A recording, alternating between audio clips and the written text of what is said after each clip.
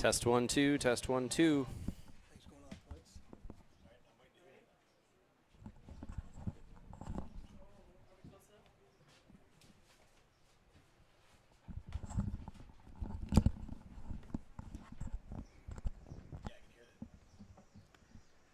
Good evening, baseball fans. Before we begin tonight's game, we would like to take some time to honor the 10 seniors of our baseball program. First, we have Matt Berge. Matt is the son of Carol and Tom Berge, and he has played baseball all 4 years of high school. He has also been on the football and basketball teams and been in Junior Rotarian Club. Matt's future plans are to attend NIAC and play baseball. Our second senior is Alexander Baumgarten. He is the son of Cheryl and Joe Baumgarten and has been in baseball for 4 years. His other activities in high school include band, student council, and soccer. Alex's future plans are to go to Iowa State to study computer science. Our third senior is Jack Bortz. Jack is the son of Tracy and Dave Bortz. He has played baseball throughout high school. Jack has also been involved in cross country, golf, basketball, FFA, Junior Rotarian Club, and band. Next fall, Jack will be attending Iowa State University to major in materials engineering. Our next senior is Gage Christensen. Gage is the son of Stuart and Leslie Christensen and has been in baseball throughout high school. He has also been on the basketball team, been in concert band and jazz band, been in the Junior Rotarian Club and National Honor Society. Gage will be attending Rice University to major in biochemistry and eventually going to medical school. Our next senior is Landon Howard. Landon is the son of Kirk and Heather Howard and has played baseball for 4 years. He has also been on the basketball and football teams, been in FFA, Junior Rotarian Club, and National Honor Society. Landon will be attending Buena Vista University to study rehabilitative science and play football and baseball. Our next senior is Bram Janvrin. Bram is the son of Bruce and Diane Janvrin and has been involved with baseball for 4 years. He has also been in basketball, cross country, band, and choir. Bram, aka the Bramager, plans to attend Iowa State University to major in elementary education. Our next senior is Jared Jensen. Jared is the son of Keith and Heidi Jensen and has been in baseball throughout high school. He has also been on the football team and is a member of the Junior Rotarian Club. He will be attending Iowa State and studying business in the fall.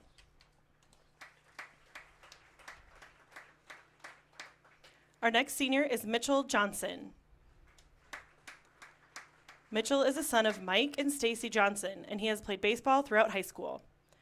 Mitchell has also been on the football team, the trap shooting team, been an FFA, and a member of National Honor Society. Mitchell will be working with a Baker Group as a welder. Our ninth senior is Ben Simedinas. Ben is the son of Tim and Terry Simedinas and has been in baseball all 4 years of high school. He has also been in basketball, golf, and band. Ben will be attending Iowa State University to major in civil engineering. Our final senior tonight is Sam Wildeboer. Sam is the son of Brian and Janet Wildeboer, and he has played baseball all 4 years of high school. Sam is also on the basketball team and will be attending Iowa State University in the fall.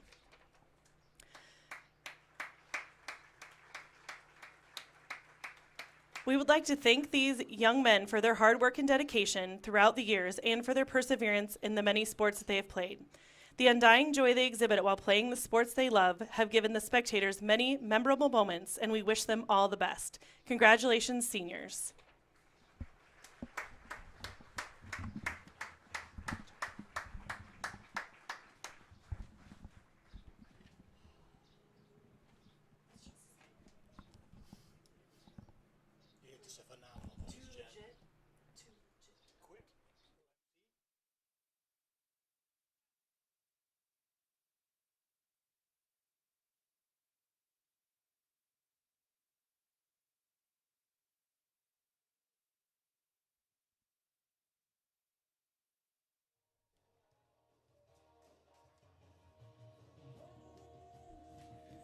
All right, everybody. I hope you enjoyed the senior night presentation there. Jen Schneurreier did a tremendous job with announcing the seniors and 10 seniors on the group. Teams are still going to take infield here, and we'll get going here, I'm guessing, in about 20 minutes with live game action.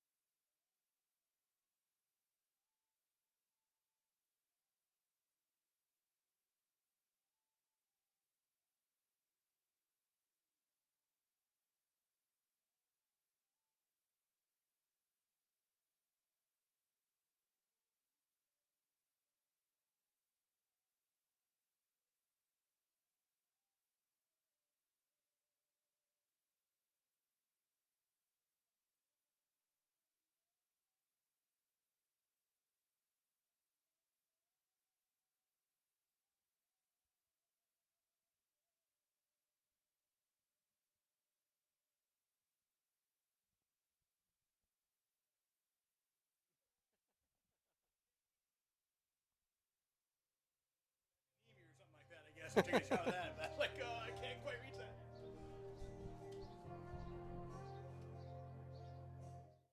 Softball game, and actually,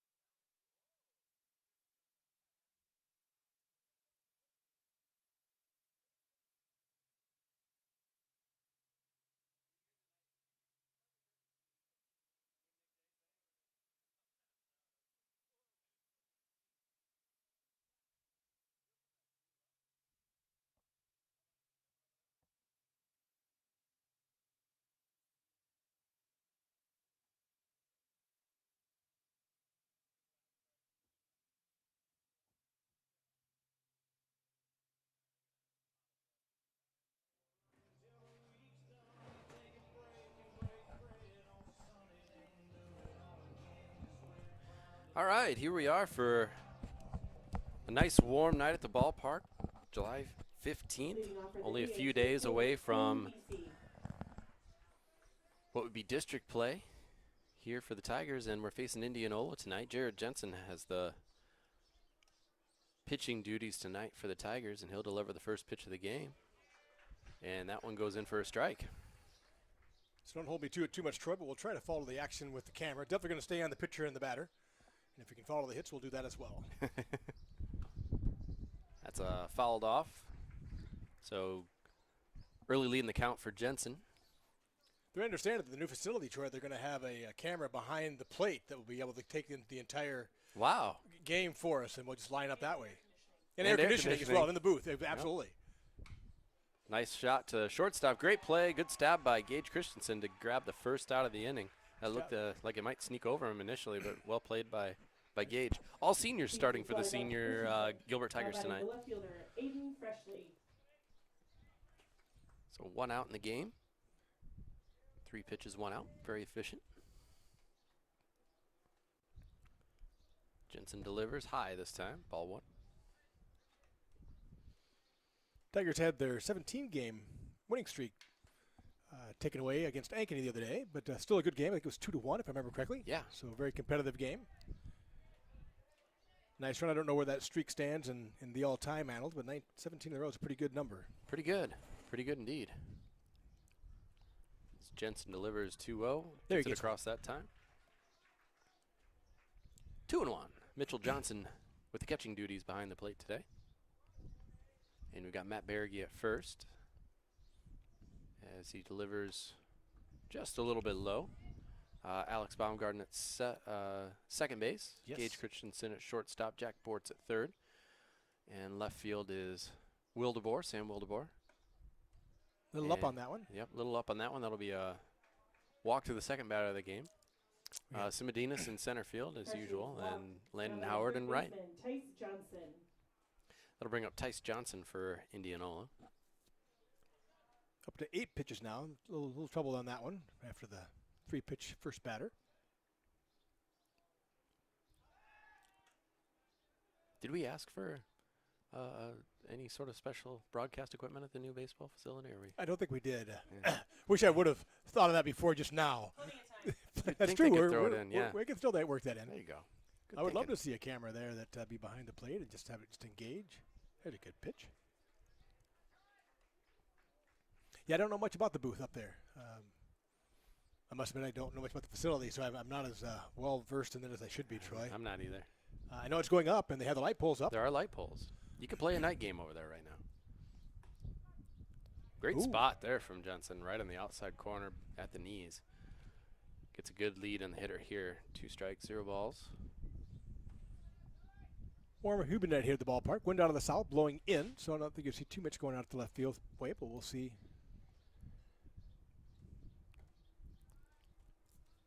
That one goes in the dirt. So 1 ball and 2 strikes. Try to get him to chase one there. One down. Run around first. It's a reasonable lead. I don't know that I don't know much about his stealing percentage, but he's not getting too big a lead. There he is goes. going now. Oh, a nice hit ball. Yep. Worked out well for a hit and run. Possible play at third base. Uh-oh, and it bounds away, and no, not going to go. Nice running by the Indianola second batter there. Yep, the steal sucked Gage in just a little bit from the hole there. I don't know if he would have had a chance at the play anyway, but it worked out as a good hit and run situation. And no harm on the throw. It bound away from Borch at third, but no error because able to back it up. The runner stayed. The runner from first did go to second on that throw, so we do have second and third now for Indianola with just one out.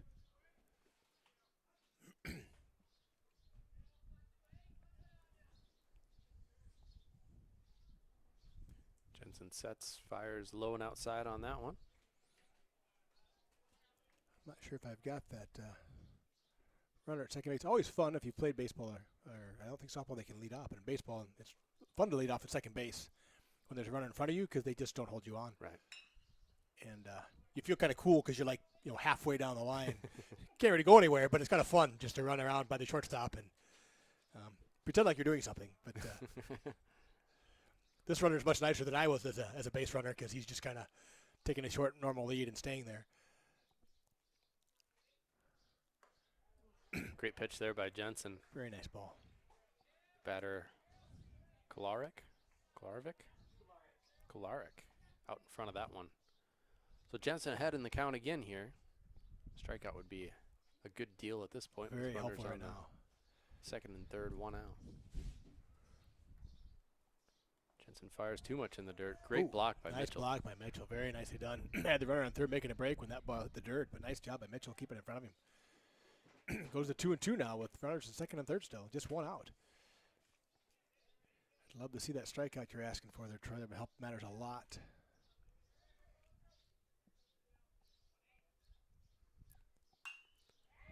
Pushes one out to right field. Howard going to fire it in. Relay not in time, so the runner scores. Get the second out of the inning. Good relay there, though. Nice cut by Berge. Flies out to Howard in right field, freshly in to score. Now batting, Gabe Zwanziger. So the runner on second held up and not advanced with that throw to the plate. A little surprised by that. I am too. I kind of thought they might be at least watching that, but so 2 outs. There's a runner on second. It's a general rule: if somebody tags up, you follow, especially on the right field. But to each their own. Yeah, definitely, and that opportunity too, because they're really the throws coming in. The play's definitely at the plate. Right.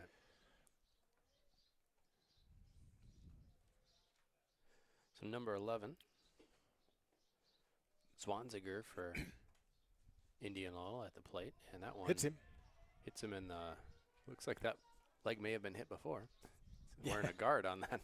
Yes. Zwanziger hit by the pitch at the plate. Number 5, Grady Haynes. So 2 outs in the inning here.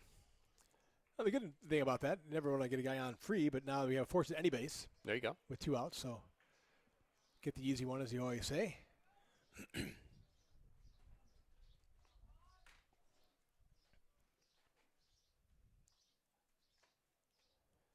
Jensen comes set.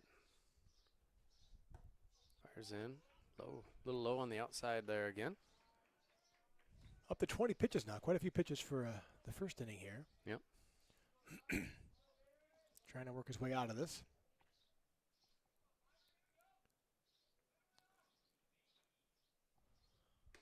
That one's in there for a strike. There's a good spot for it. Yep. Low and outside, right in the corner.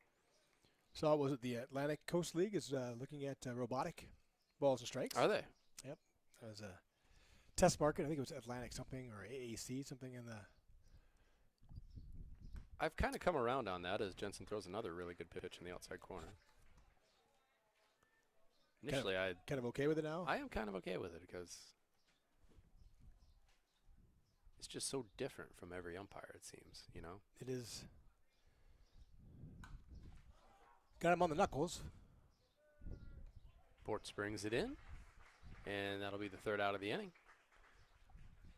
Indians do get 1 run on 2 hits. Is that right? For the inning, the Indians scored 1 run on 1 hit. Or 1 hit, okay.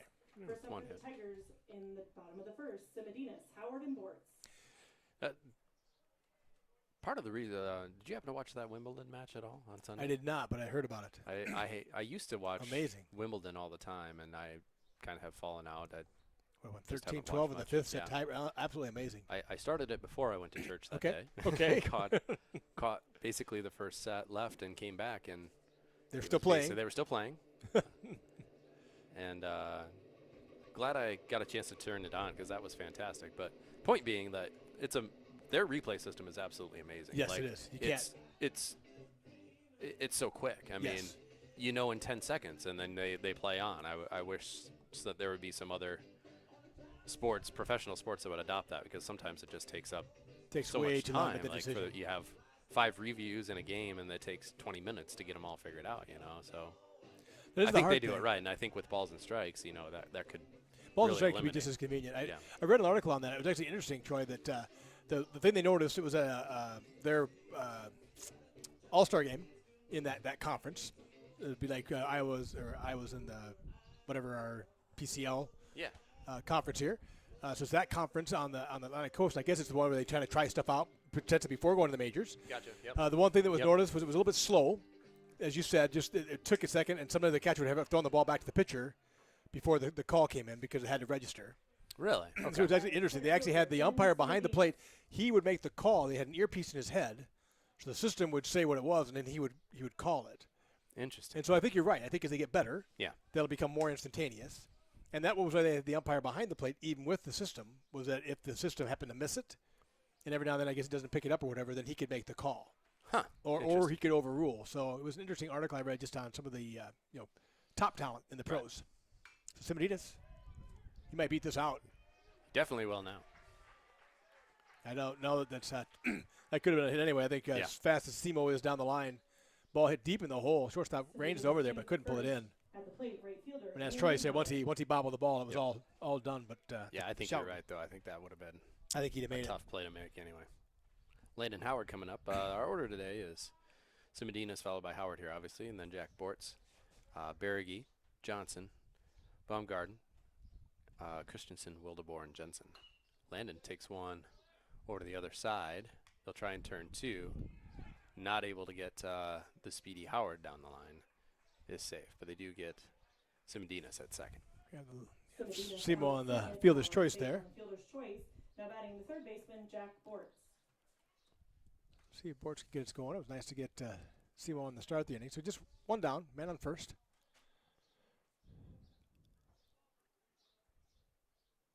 So it must be something with his unity there. The umpire wanted.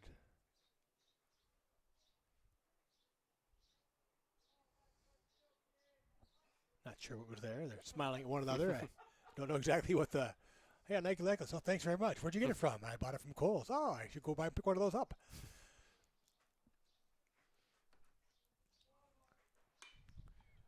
Ground down to third base. Oh, deflected. That was nicely done. Nice wheels by Howard trying to take it out. We'll see if he can beat this out. It's going to be a tough play. Can't make it. Nice job by Howard. Yep, and that also advances Bortz to second on the throw on the play attempt to third. So. What a huge play. Yeah. Ball did get there before landed it. They would have had the out if they had the ball throw on the money. Not sure if you can see that on the screen or not, but third baseman, ranged to his left and actually deflected it away from the shortstop in the hole. But then it kind of trickled out in the left center field. And nice base running by Howard. It's one of those oh no, oh no, oh no. Oh, yep. Great job. Good job. As the play is underway. Second and third with one out then. Tigers a chance to get back and even this thing up in a hurry with Berge at the plate.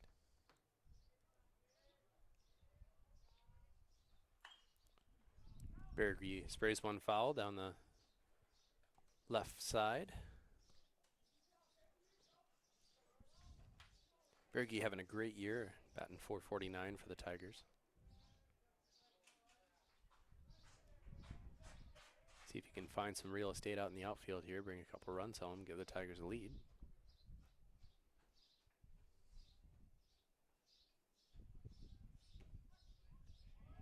Nice pitch right at the knees there. That'll go for strike 2.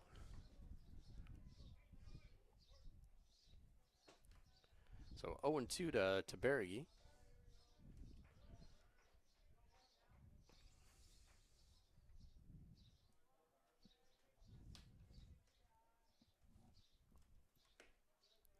and chase that one outside. That's one of those tough ones on a 1-2 count or 0-2 count to. But good eye by Berge. Let that one go. Definitely was a ball. It was low, especially with Berge's size. But sometimes you'll get that call.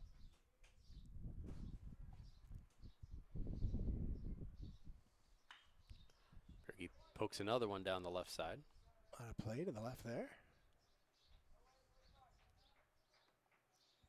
Interesting stat I noticed the other day. I hope I'm mentioning it. It might change today for the Tigers. The Tigers have no home runs yet this year. I saw that. Not a single home run on the season. That was reading an article about their season this year. But they won 17 in a row, just getting the ball in play and making everything count. Berge battles another one off. That one fouled straight Some of that jinxes stuff, right, when you say that they've never given up a home run or they've never done this. So I'm hoping, I don't know how that works with the baseball people in the world, but maybe that will just turn the game. And Berge will take one out to right field Launch here one out with the wind. And put one off the intermediate school. That's kind of my hope. That's it's like when there's no hitter, you never say anything about it because you don't want to jinx it, right? But, oh, shoot, a little low. Nice cut by Berge. That's the second out for the Tigers this inning. And Mitchell Johnson will come up. Opportunity here.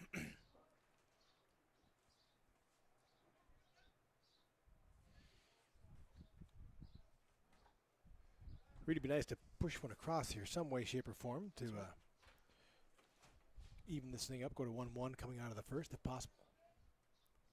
We call wild pitch. That's what I'm hoping for. Good call.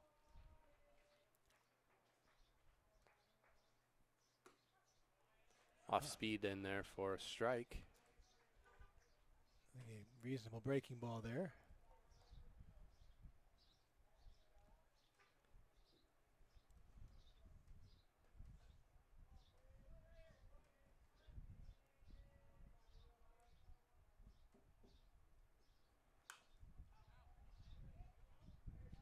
Their pitcher is a senior as well. Okay. He's 4-0 this year. Ah, okay. So 2.66 ERA, pretty good stats. That's pretty good stats overall, absolutely.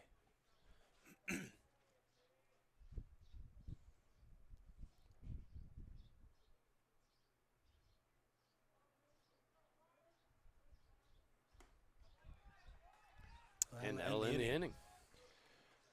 So the Tigers leave 2 on.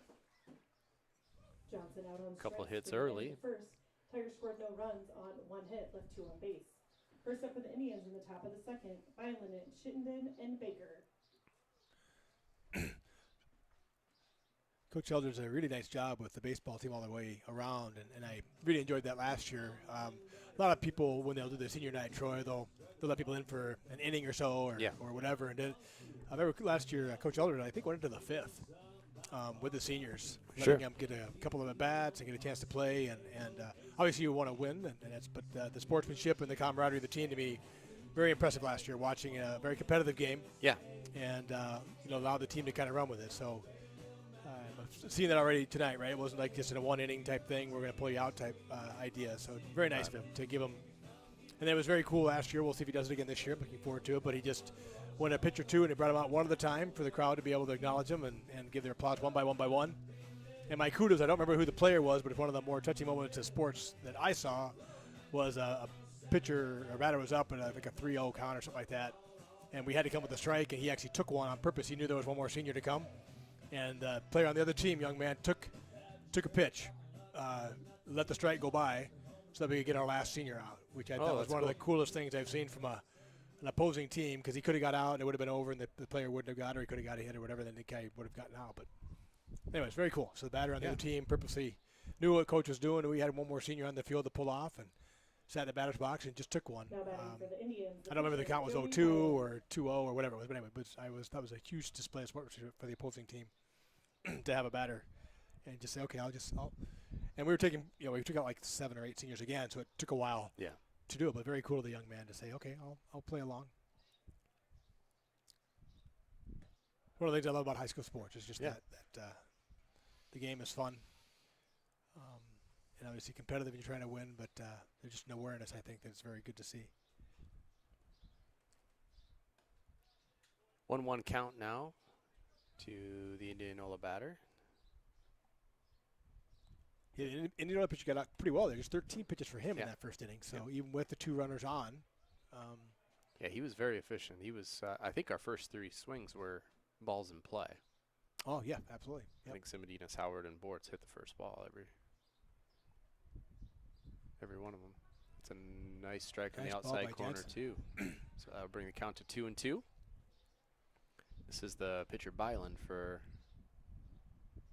number 7 hitter, is that right? Yep. Okay. Good block again by Mitchell Johnson. That'll bring up a full count.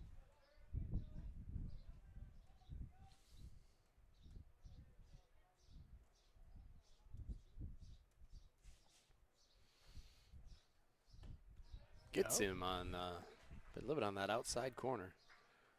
Yeah, that's working from tonight, that low outside pitch. Yep. Kind of zoned in on that, picking the spots there very well. Very hard to reach. That's the same thing that the pitcher got Berge on. Yep.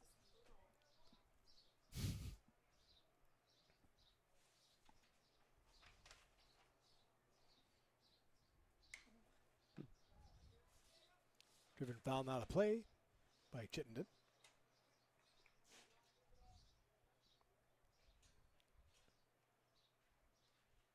Once again, if you're just joining us, like Troy said, starting all seniors tonight for the Tigers. A little off speed there again.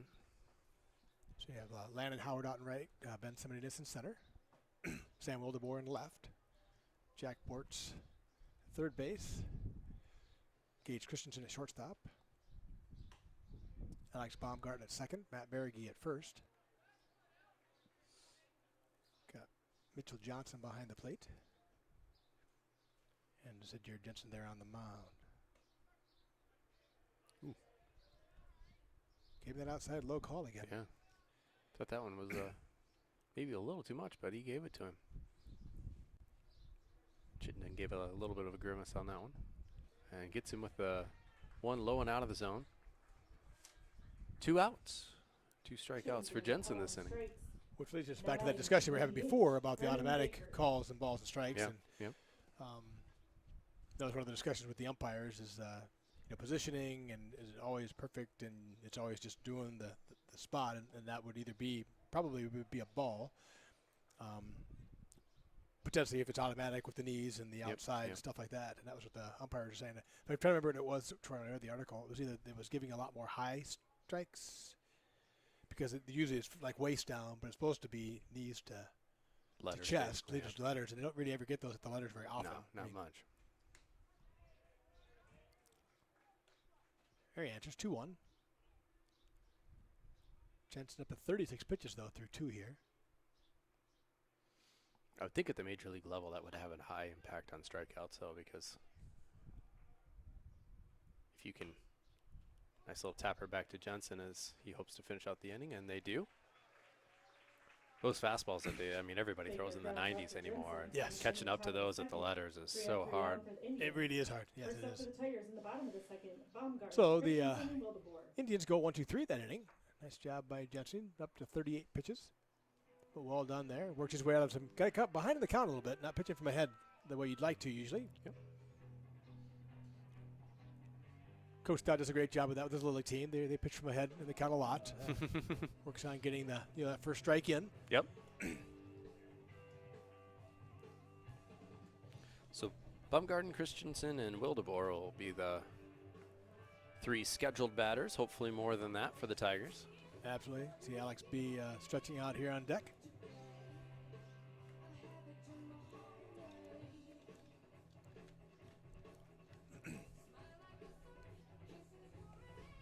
It's a warm night, but it's not It's that not bad. oppressive. It really isn't as bad as I thought it was. No. Well, it's because Jen has the air conditioner. That's true. going on here.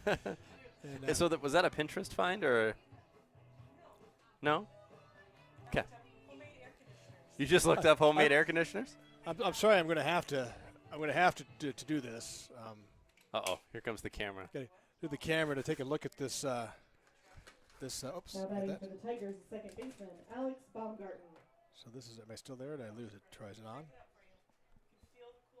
Uh-oh. So you can see this. It's a cooler to which he's affixed the ice inside and a fan blowing down and then blowing out through the pipes. I think I lost. Did you lose it? Lost video. Oh no! What do they do? What am I at? Might have to bring the shot in again here. Oh, I heard it go away. Now is it back? Oh, nice hit. Oh, I just missed the hit on the left field line. That's good though. Alex B gets some advantage. That's right. You can't see it. Nice ball down the left field line. I've lost everything. I'm going to go back to the. Oh, it's thinking about something. Oh, we're back. We are back. All right, so I'm going to take real quick. At the plate, the shortstop, Gage Christensen. Oh, it doesn't like it when I move it, that's for sure. Oh, that's loose. That's probably because I got hit over on this end. That was the, whichever one is the one leading to, when I was at the soccer game, the state tournament. There. It's kind of me. So you can see that over there. There's the air conditioning unit. So if you want to Pinterest it, Jen Snormeyer, Magic. She'll send a link to you there. It's a cooler, ice, some stove pipes, and a fan. One of the fanciest things I've seen. And I'm telling you, it's kicking out some serious cool air coming out of those I had to bring a sweater. Deep hit down by Christensen there right to the right center gap. And he's gonna go back. Nice. Yep. So he'll advance the runner. Baumgarten goes to third. And nice job by Gage. We've lost it again here. I'm going to undo the cords. I got too many crossed over here anyway. Let's do this. Make sure it's not tied down to anything else.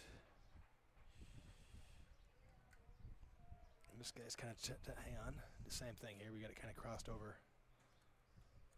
All right. Talk to me there. How's that? There we go. We're back. Okay, back with the video. Just a recap on that, we do broadcast the soccer state tournament games. We broadcast both the boys and the girls state tournament games. And typically we try to protect the equipment. So we'll have the table up on top, and we'll put the equipment on the box under the table. So it's out of the sun, number one, and also so it doesn't get hit. But a well-kicked ball came through, slicing underneath the table, and actually hit the, whatever you want to call that, Troy, what is the cable that basically converts from the camera to the computer, and severed the cord kind of very neatly while I was there, and I think it did a little bit of damage to the actual converter as well. So we bought a new cord and it works. It's a little more tentative now than it used to be. You really can't move it. So I don't think there's anything that duct tape can't fix, Troy. I think duct tape can fix anything. Yeah, first and third. Mocks the bunt. Got in the block. So Alex Baumgarten will score. There you are, 1-1.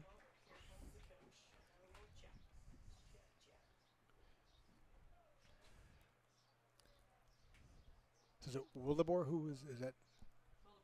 Batting. Wildeboer is up. So Wildeboer faked the bunt with runners on first and third. And I don't know if the pitcher kind of came set and moved a little bit. I didn't really watch him. But call was a balk by the home plate umpire, which advances your runners. So the only other thing I can think of is sometimes he has quick pitched a little bit, and I don't know if maybe he didn't come set at all. Didn't come set. Oh, sorry. No, you're good. Oh, you need your pull it back a little bit. You need your box back. Oh, okay. Yeah. There we are. Got all kinds of stuff going on here. Just bear with us. We could have duct taped the. We could have duct taped that to the window. Just duct tape the camera to the window. There you go. That would have worked. I was on the roof. I thought about sitting on the roof if I could actually reach far enough out. I could thought find about a small child just cords. to feed up. The Tigers have tied it up. No outs. Runner on second. Wildeboer at bat here. 2 balls and a strike. Wildeboer swings through one there. That'll bring the count to 2-2.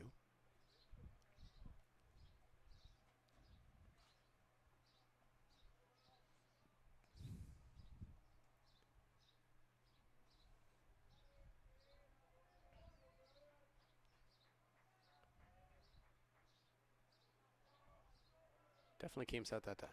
Go. Little. Go. That's a fair ball. Oh, now it's a foul ball. That's what he should have done. The pitcher had an easy play on Sam. I think he thought it was went foul. I don't think he saw it. Right. That it went fair. Or thought it was, but it came off the end of the bat, which is it's legal. Yep. I think he actually really was the end of the bat, like the head of the barrel. Yep. He got so far in front of that one on the curve, and it bounded fair. Luckily for him, it hit the collar and kind of kicked out foul. So he'll get another chance to put one in play.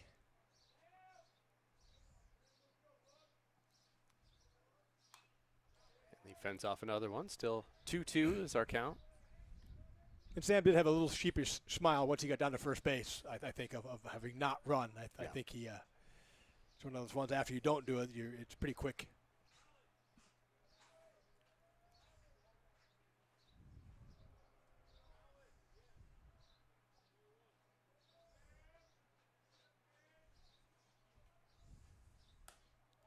That'll go high, so full count now to Wildeboer. Troy and I have talked to coaching philosophy many times in our broadcast, and that's one of those ones where you really don't need to say anything to the young man because they usually know themselves they should have run, so screaming and yelling and saying doesn't really do a whole lot. Most of the time they'll know. Here comes a base hit by Wildeboer is my guess. There's a drive.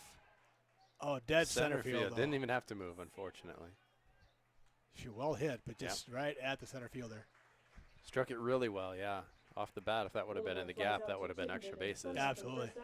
Fortunately, it was literally right at the center fielder. So Jensen will come up to try and help his own cause here. I saw in the news, we were talking about the weather today, I saw in the news it's actually supposed to be 1,031 degrees on Friday. Oh, okay, 1,031. 1,031, yeah. 1,029, but they bumped it a little bit? Bumped it. Well, I'm talking like heat index. Heat index, oh, okay. Yeah. The actual temp, 1,029, but the heat index puts you over the edge. I really summer has come to Central Iowa. And so Jen will be selling homemade air conditioners for $120, which is actually a steal. That is a steal. It's a steal. Yeah. No, that's. I'm actually thinking if you go to a campsite, Jen, with those and sit outside, you could probably sell those for about. Have you looked at Shark Tank? Uh-oh. Oh, no. So a tapper from Jensen gets fielded and a fielder's choice. Christensen gets. Yeah, he took off with the hit. Yep. That's too bad. Caught going to third there. Christensen out at third. Jensen safe at first. At the plate, Ben Simadinas. That's that same kind of sheepish look. He took off with the hit, and the ball was right to the left-hand side. A lot of times you can do that at a little bit of a delay, but he got such a good jump on it. It was a pretty easy decision for the left side of the infield to make that play to third. So Jensen does reach first in the fielder's choice situation. So we've got Simadinas to try and extend the inning here. He does like that low outside corner, so it's called strike there. Oh, Tucker's Tucker's the pinch runner actually. So good. Okay. Tucker. Thank you, Mr. Schnormeyer. Tucker's flinching like he's gonna go. Oh. Seymour goes down low and sends it out of play.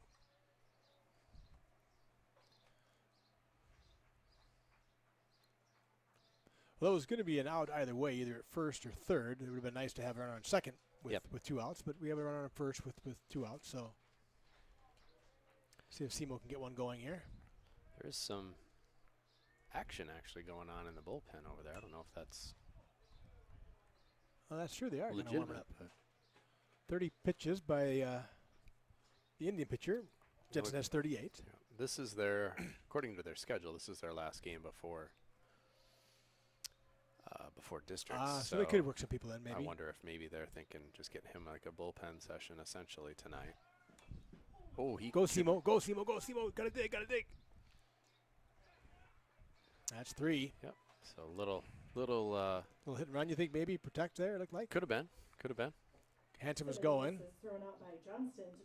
Tigers do tie it up. Tigers scored 1 run on 1 hit. Always like that. 1-1's a better score than 1-0. It is. A little less pressure on you. Yep. Otherwise, you kind of start feeling that pressure. So it's nice to be even up. You know, you're in or in extra innings no matter what now going into the next set. So that's after 2. Both pitchers over 30 pitches. I agree with Troy. A lot of times in these kind of pre-playoff game settings, a coach will go either a certain number of innings or a certain number of pitches and try to work his get a few people in just to kind of make sure he's ready to go for the next set of games. Yep. Tigers have their last game tomorrow night at Hampton Dumont. So I wouldn't be surprised. Good call there, Troy. I would not be surprised. The Tigers still have Jensen out there.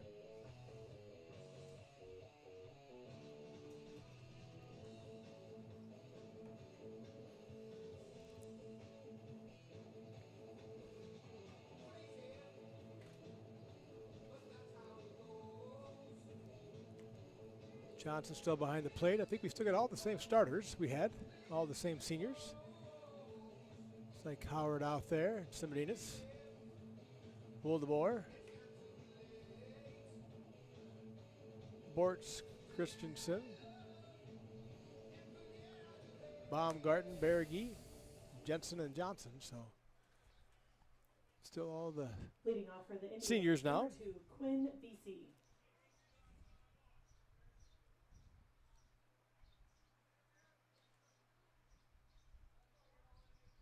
So your score after 2 is 1-1, Tigers and Indians. Nice pitch there. Yeah. Yeah, it really isn't it? It is warm, but it's not nearly as impressive as I would have thought it would have been for that heat index that they were talking about today. Yeah. Yeah, the air seemed a lot thicker on Saturday, especially. It was. Mm-hmm. Yes.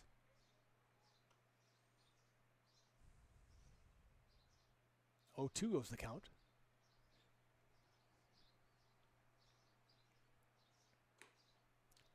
Ooh. Just outside. Great Probably location. Was a great location. Probably was actually a ball, but he's been kind of given that call a little bit today, so good spot by Jensen. Not quite as good a spot. 2-2.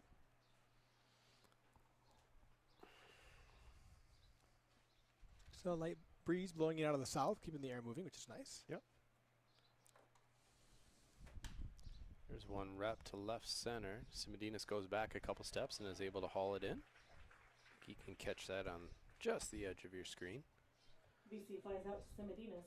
At the plate, number 15, Aiden Freshley. So that was the leadoff batter again for the Indians. And okay.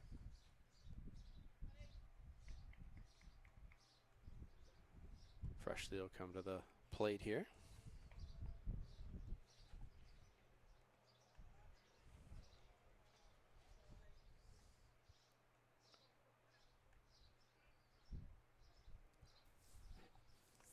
Jensen sitting at 44 pitches for the game now. That one's popped up. I think it's playable. Berge's calling it out and is able to haul it in. Freshly pops out to Berge. Now batting number 7, Tice Johnson.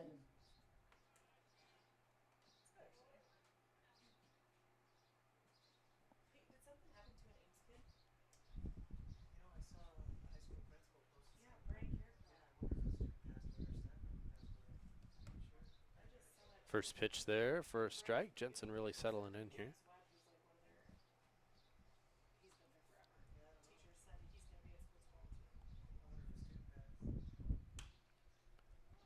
Tough hit. Gage able to get it. Great play if he can make it. Wow. Nicely terrific done. Play by Gage Christensen there. Ranging deep into the hole behind second base. Yes. Nice job by Gage. Johnson thrown out by Christensen. Picked it right off the turf and made a great throw. Very well done. Set those feet well. Made it look easy. He did.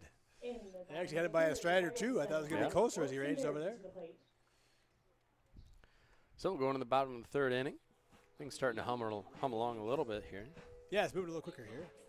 Joel says we're doing. Joel Franzen checking in says we're doing a great job. Let's see if anybody's listening besides Joel. Current listeners. Buffy Klatt, he said. Okay.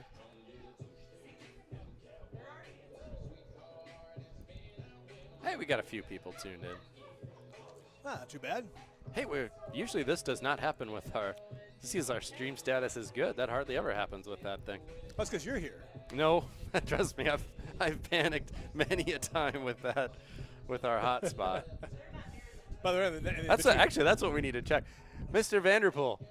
We're definitely gonna have. That's true.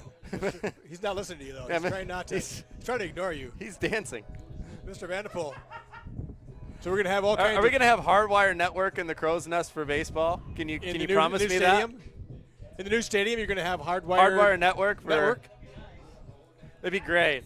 If it's not too late. If it's not too late, I'll go run the cable myself. Exactly. I'll pull it through. Now batting for the Tigers, the right fielder, Landon Howard. Troy and I being a little unfair to Mr. Vanderpool, trying to make him commit on the air. Where's the closest administrator I can ask this question to? Oh, Mr. Vanderpool. Hey, Mr. Vanderpool, as long as you're here, can you commit to the fact you're going to do this for us in the new stadium?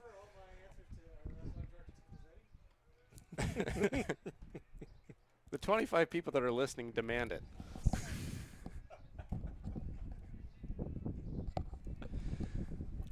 All right, we're in the bottom of the third here. Mr. Vanderpool said he promised it as long as Troy is saying the song we just had between the next innings. So Troy's going to sing that country song. Opening staff meeting. Opening staff. With a country line dance. There we go. 2-1 goes the count on Howard. Does anybody have any boots I can borrow? Dang.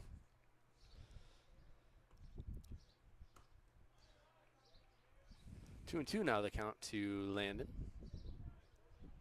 So I believe. 47 pitches. The Indian pitcher up to 35 now for the. Nice shot by Glenn. That's going to drop. That's going to work. Nice little Texas leaguer. Well done. Howard singles, which brings to the plate third base. Always like getting that leadoff hitter on there, Troy. It's always a good thing. Always a helpful thing. So Jack Bortz will come to the plate on second time through the order here. So what are you thinking on the I don't know the signs very well, but I'm thinking there's a 50-50 shot that Howard might steal sometime in the first three pitchers. Reasonable lead. Bortz tries to put down the bunt there, actually. Fouls it backwards. That'll bring up 0 balls and 1 strike for his count. Mitchell Johnson is angry that he fouled that off because he had to run with his shin guards on to pick it up. Didn't appreciate that. This time, Howard goes. He got an incredible job. Oh, he had a great job. He was there. That's Coach. Fouled off by Bortz, though. Uh-oh, I have a feeling Coach is calling Bortz down to talk to him. Howard had a huge jump on that one. I mean, he was in there standing up. I think there might have been a call there. There might have been. A little smile on Coach's face that maybe that was a protect only or I don't know. But anyway, Howard's back on first. 0-2, the count on Bortz. So now Bortz will just line a base hit to left center field. Actually, I'm going to go down the left field line this time. It'll all be even up anyway.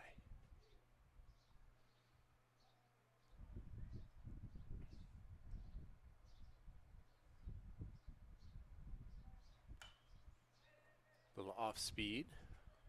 Gets popped up in the air to center and hauled in for out number 1. Howard stays at first. Bortz flies out to Chittenden at the plate, number 27, Matt Berge. This might be the end of the pitches. It's 40 pitches. This may be what Troy and I were talking about. That may be. He is handing the ball off. So it'll be a pitching change here in the middle of the third, I guess, or 1/3 of the way through the bottom of the third.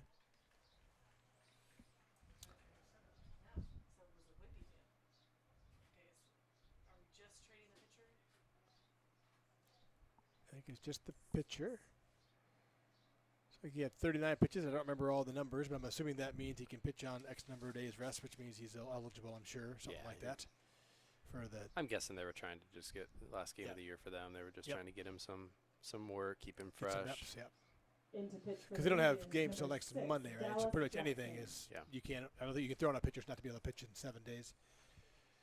If you throw the full allotment of pitches, I think it's a 5-day rest period. So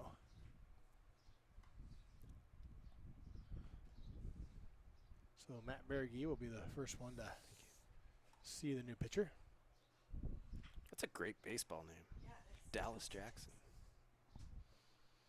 So Dallas is also a senior. Record of 3-3, 24 innings pitched, 3.21 ERA.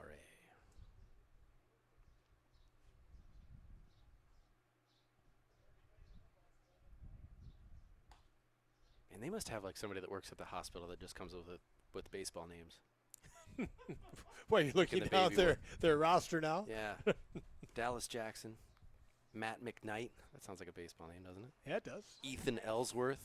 Ethan Ellsworth. So some of us do that alliteration thing with the M and the M and the N and the N and the E and the E.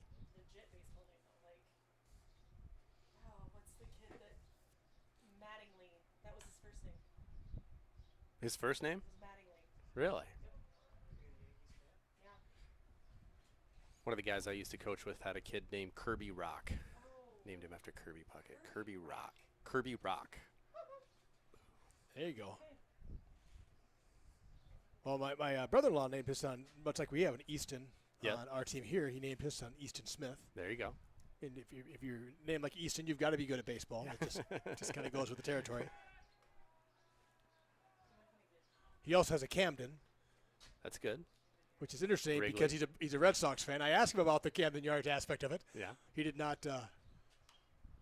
I said, it's the first thing I think of is Camden Yards. I said, and being a Red Sox fan, I'm surprised you didn't name him Fenway. There you go. But good baseball names, though. Camden, Easton. One of my other friends named his son Tommy John. Oh, did he really? Yeah. There you go. John, middle name, but he. I'm kind of hoping he doesn't need that surgery, but. Well, they pretty much give that away anymore. They do. That's pretty much automatic. You sign up for baseball, they just give you a gift certificate. For a Tommy John surgery. And to be honest with you, quite a few who have it, then come back stronger. Yeah, anymore, yeah. Used to kind of be a death blow to your career, but now it's almost like, I don't know, it's weird. They just do it. 2 strikes to Berge here. Howard, a big lead, doesn't go. Howard hanging tough, Berge hanging tough. Berge has done some damage to the softball diamond tonight. Yeah, that's like the 5th ball he's put over the softball diamond. Blues actually have to go get extra baseballs. Berge has fouled somebody out of play now. That the umpire is out of baseballs in his bag. For all of you listening who come to the game, that Mr. Vanderpool is giving $5 per baseball that you bring back from the softball diamond.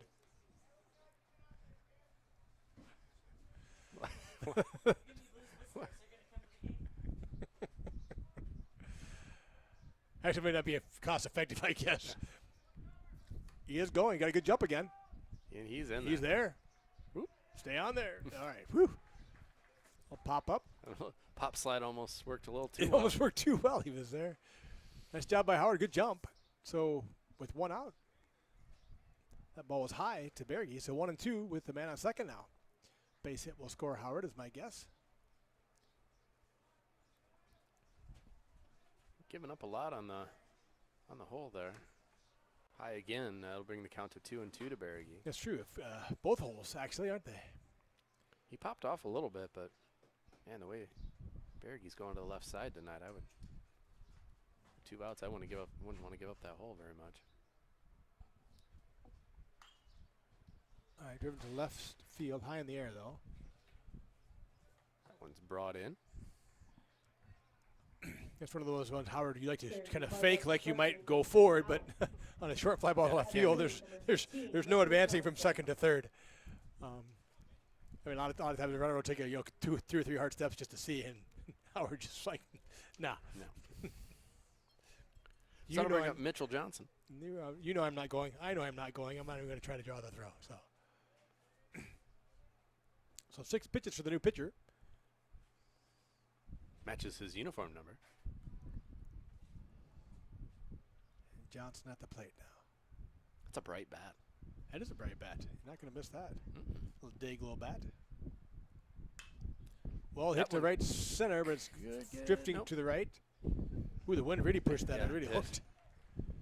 It's the old S curve to get to the ball.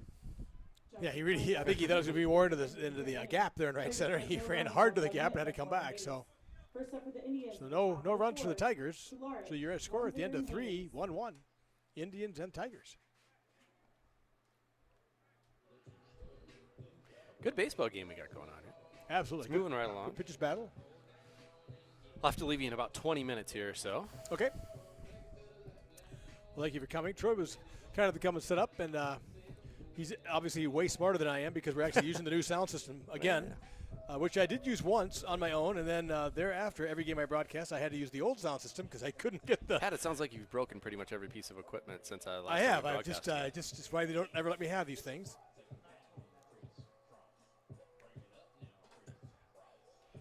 So we're on the new sound system, so hopefully it sounds okay. So the last few times I broadcast with our old box, which Troy, knowing how incapable I am, was kind of to leave in the suitcase so that I could always bring it back in. I'm still impressed with that. I opened that thing up. I'm like, this can't be everything. And I'm like, oh, it is. Everything's in here. It's packed so nice. I was telling Troy I broadcast about 8 games in about 2 weeks. And you were busy, man. When you do that, it was kind of fun, and you do get better. Yeah. I got it down to a science of where exactly things had to be. No one else could probably find anything, but I knew exactly where I wanted it to be. It was perfect. So I'll be broadcasting again this year, I'm sure. Trent Becker, not with us tonight, but always in on the football side of things. So we'll get going here. Not too long for football season coming up here. Oh, don't say that. I mean, I'm excited for football season, but. Well, 6 weeks away at least still, but still. Okay. But so we'll continue to try to do that stuff and do some broadcasts. I know we got a basketball game or two here or there, and Troy did a track meet as well. And that didn't go so well. That was probably my worst effort ever. Oh, that's true because we couldn't get the sound. The sound was the video, goofed up on that, and the video was hard. Like, it's not easy to. Like we were having issues with the camera as far as being able to get the whole field here. Oh, same thing with the track. Yeah. Like that just did not work. So might have to go back to the drawing board on that if we decide to try that again. But it is one of the I enjoyed it, but it was. You did a great job. Yeah. I appreciate it. And I could hear Jen in the background, which is nice. And it is one of the reasons we do the broadcast. By the way, I actually was out of town that night, and my son Elijah was running track, and I was actually in Cincinnati, Ohio, at my office, and I was able to actually tune in. I did bring up after I got out of work that night. I actually, because it was local time, Eastern time is an hour later. Yeah. So it was already at 6 o'clock. I was able to get back to my hotel room and turn on the broadcast. And listen a little bit. Like I said, it didn't go as well as we wanted it to for that night, but I was able to see this stuff in the field and hear Troy here and there and watch some of the run. So it is why we do that, because we know that you can't always make it to the ballpark, and we want to be able to share your young people with you, your young men and ladies. Yeah. They always represent Gilbert so well, so we're happy to do that, and we'll continue that in the next calendar year as well. And that was a bit of a blessing, too, because that was when I finally said, okay, we need to buy a different audio thing. This one is on its last legs. Oh, nice line just ball. Out of the range. Nice line drive. Just out of the reach of Christensen. So the first runner gets on for Indianola. Now batting number 11, Gabe Swanziger. So Jensen up to 52 pitches. The opposite of what I would like for Indianola, but it's as we say, it's always nice for the batting team to get that first runner on board. Yeah. So hopefully the Tigers can get a double play here and erase that in a hurry. Odds of scoring go up significantly if you get somebody on before there's 3 outs. That is hot. Hot take. Well, they have all those metrics going, right? That's the thing. They also say that, too. I can't remember. I looked at that once, that the chance of getting a hit. Oh, with 0-1 versus 0-2 versus 0-0. Oh!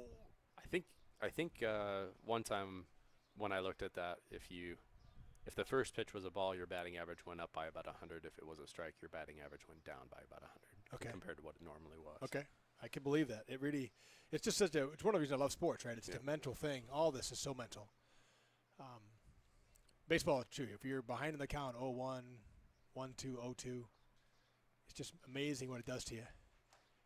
Then your level of confidence when you're up 1-2 or 2-2. Speaking of which, the count right now is 1 ball, 2 strikes.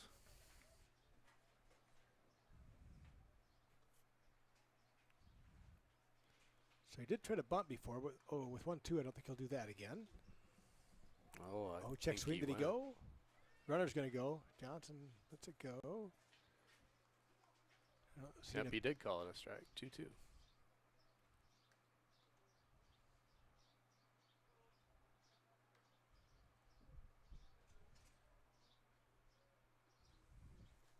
So the runner moves up the second on the ball in the dirt. I assume be ruled a wild pitch to get the runner to advance. So 2-2 now. The force is gone. Runner on second. I'm guessing your stat shows with man on second with no outs, I would think the chance of scoring is markedly better than. There you got him. I have no data on that, actually. First one I'm pretty sure of. As well as those, I love. I really don't watch those if you do ESPN, and a lot of times I'll do those game cast things. Yep. And you watch the percentages. If you're ahead by this with this much time left, you have like a 95% win, and if they score 6 straight points, suddenly it's like a 70% chance to win, and if they score 6 more, then suddenly you got like a 48% chance of losing, and it's like, well, wait a second. I remember watching the one a few years back when you and I was up. Oh yes, in this 12 to points go to Sweet 1 minute 16. left? Yeah, yes. I think that was like a 99.9. And I love the Panthers, by the way, but that was actually for me as an Iowa State fan, that was nice not to have it be Iowa State for once. Well, that's true. Because Iowa State more than once has lost. It was painful for me, though. I mean, watching that was painful. It was painful. It was. Well, I keep thinking of the Kansas State football game a few years back. Oh, that was painful. Which is very painful. It's like a game you really can't lose. You're up by whatever it was, like 13 or something with the ball, with minute and 20 left. Minute 20 left, and somehow. So yeah, you and I think it was up 12. I think with a minute left. It was. It was like almost impossible.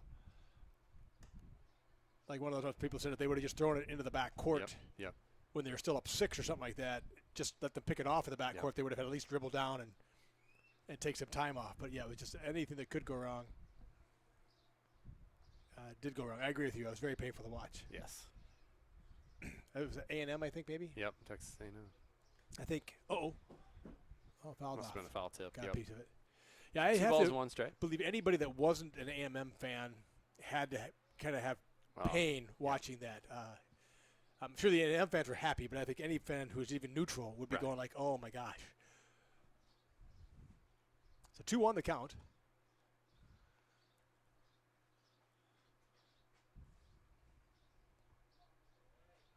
Another good block by Mitchell. He's really sliding around and getting his chest in front of those, keeping them in front. Nice job of staying square, I agree. Really is moving out there. So 3-1 the count. Jensen, I think it's his breaking stuff that's getting. Yeah, he is. Doing a lot of junk there. Yeah. And he gives up a base there. So 1 out, first and second for Indianola. Coach is calling timeout here. Coach Dells will go out and talk to Jensen. He's at 62 pitches right now here in the top of the fourth. With runners in first and second and 1 out.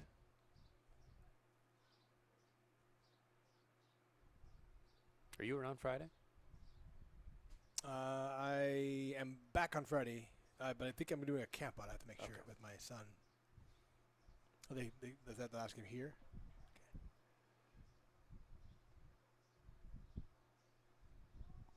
If we do broadcast on Friday, there will not be video because they don't allow that in the postseason. Gotcha.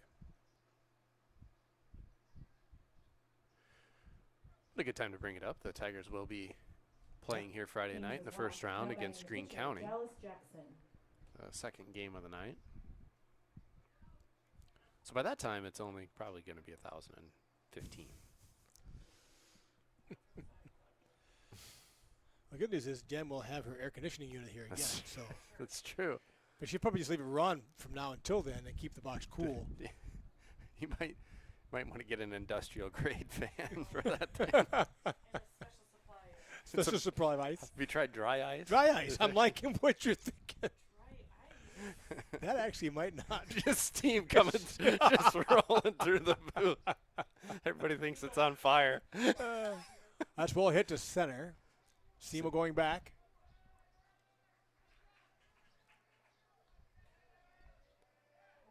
In front of him, they're going to go into second. There's that advanced thing there. That's a tough one. That's a deep fly ball to center. It'd be hard to get the runner going to third. Perfect throw might have made it close, but yep. Bad news is as soon as Christensen went and did the cut to third, the runner on first took off. So we have runners on second and third now. With 2 outs, the good news is that was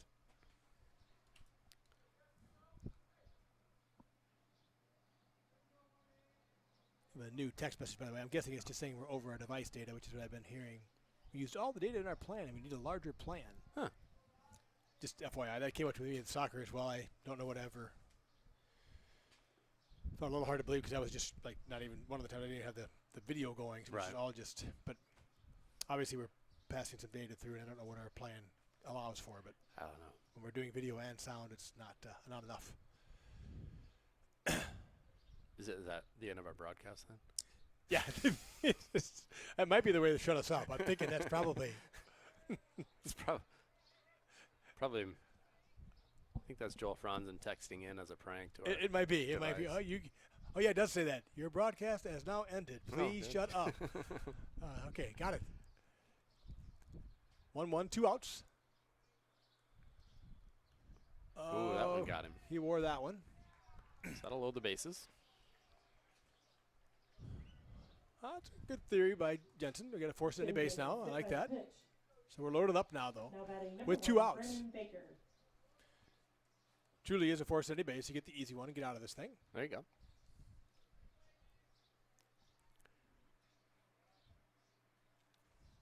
So let's see what Jensen can do here with the bases loaded. Low and outside. So is it an online class, Troy, that you've got? It's a hybrid. Hybrid, okay. Hybrid, yep. And you're teaching it, or you're? No. No, okay, all right. Why are you laughing?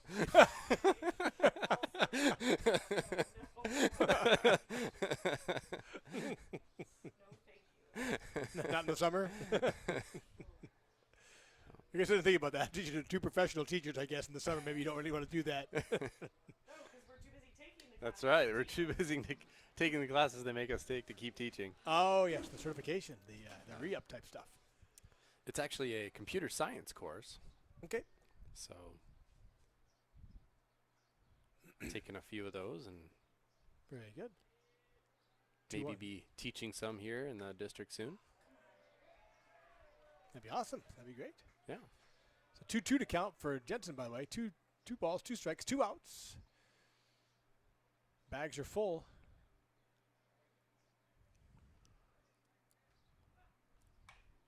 Ground ball back to Jensen. Nicely done. Walks it over to Barry. Gets the out. So, wow. Indians lead 3 on base. Yeah. Way to get out of that one unharmed. So all 1-1 still. I was saying about to get the runner on. The runner gets the second with no outs. Yeah. They actually loaded them up with only 1 out. And, Yeah. Second and third with 1 out. Second and third, 1 out. Yeah. And didn't score. So nice job by Jensen to shut him down. So we're 1-1 still after 3.5. And I think, do you know who is up next? I don't have that on my. Well, it's been a while. Yeah, it didn't take a while. I've got 8. Is that Baumgarten? That's what I was going to Alex say. B? I think it's Baumgarten, Christensen, Wildeboer. I think so too. I think it's Alex B. I can see the number 8 here. Little 38 special here. Jen Snormeyer playing all her favorites right now. Just hold on loosely.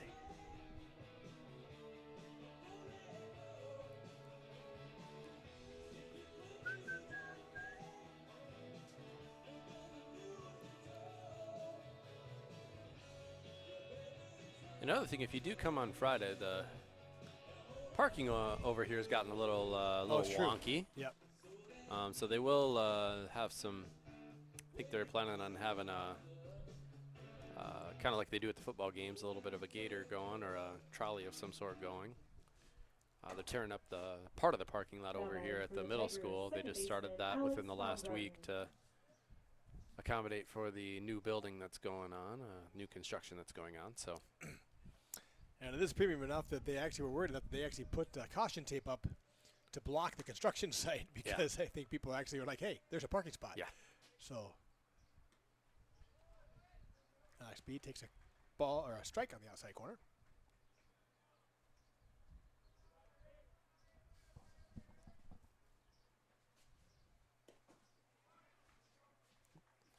I don't know if that was called or on the swing, but that's strike 2. So Alex had a good base hit the first time up. That time That he might hits get one you there. kind of toward the hole. Ooh, little scoop by the third baseman. Well done. I thought it was going to come out. Kind of snow coned that ground ball there. Kind of Flip the glove out. Thrown out on a nice Little smile by the third baseman as well, because he really did kind of snow cone that. That was right at the end of his glove. It bounces free. Baumgarten's on. As it was, Alex made it pretty close. Got down within a step there. Getting down the line in the hurry. So Gage Christensen comes in. I appreciate the resurgence of stirrups. Oh, I love them. There you are. They kind of disappeared for quite a few years there, and then suddenly I'm seeing more and more people wearing them again. I like it. I'm supposed to tell you, the sound is great, and Deb Gray can even hear the birds in the background. We have birds? Yes, we have pet birds. Do we? 3 nests. Oh. Must be Cardinals fans. Driven back up the middle. Nice job. Almost nice stretch. almost a wide throw over at first, but first baseman does a good job of stretching and holding on to it, so that'll bring up Wildebohr. Yeah, so pitcher pretty efficient so far. I think about 5 pitches this inning. Yep.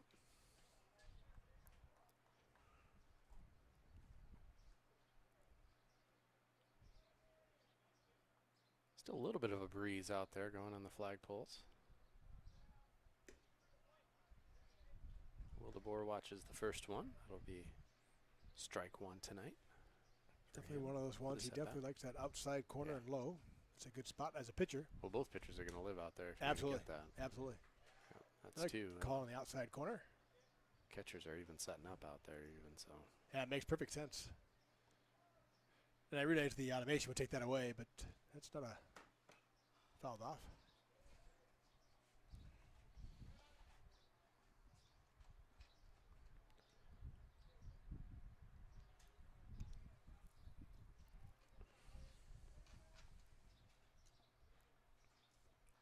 Big breaking ball, but drops outside on the ground. It's 1 ball, 2 strikes here. 2 outs in the inning already.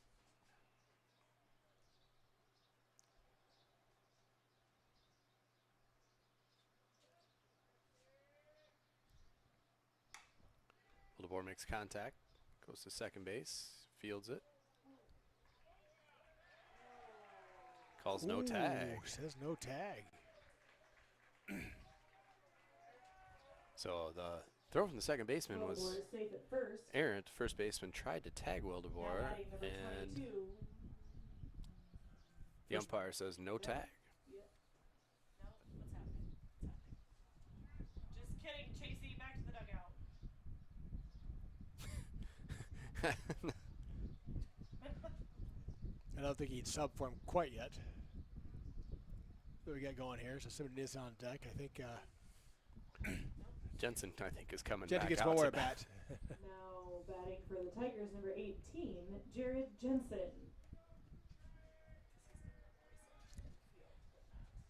Yeah, I think he's coming to the field, yes. Yeah. Probably Jensen's has 74 pitches, so I could see them pulling him. But give me one more chance. Here's a senior to get another at bat in. That'd be a good time for that first home run. I'd be intrigued to see this. I'm kind of thinking since Jensen got this far that there's a good chance that he'll go out to the mound, and maybe they'll pull him out afterwards. We'll see. Yeah. Just so he gets a chance to be recognized.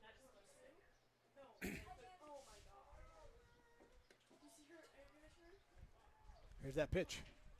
Good job by the pitchers to recognize that. That low outside corner is just right there for the taking. That's a really hard pitch to hit. So 1-1 the count.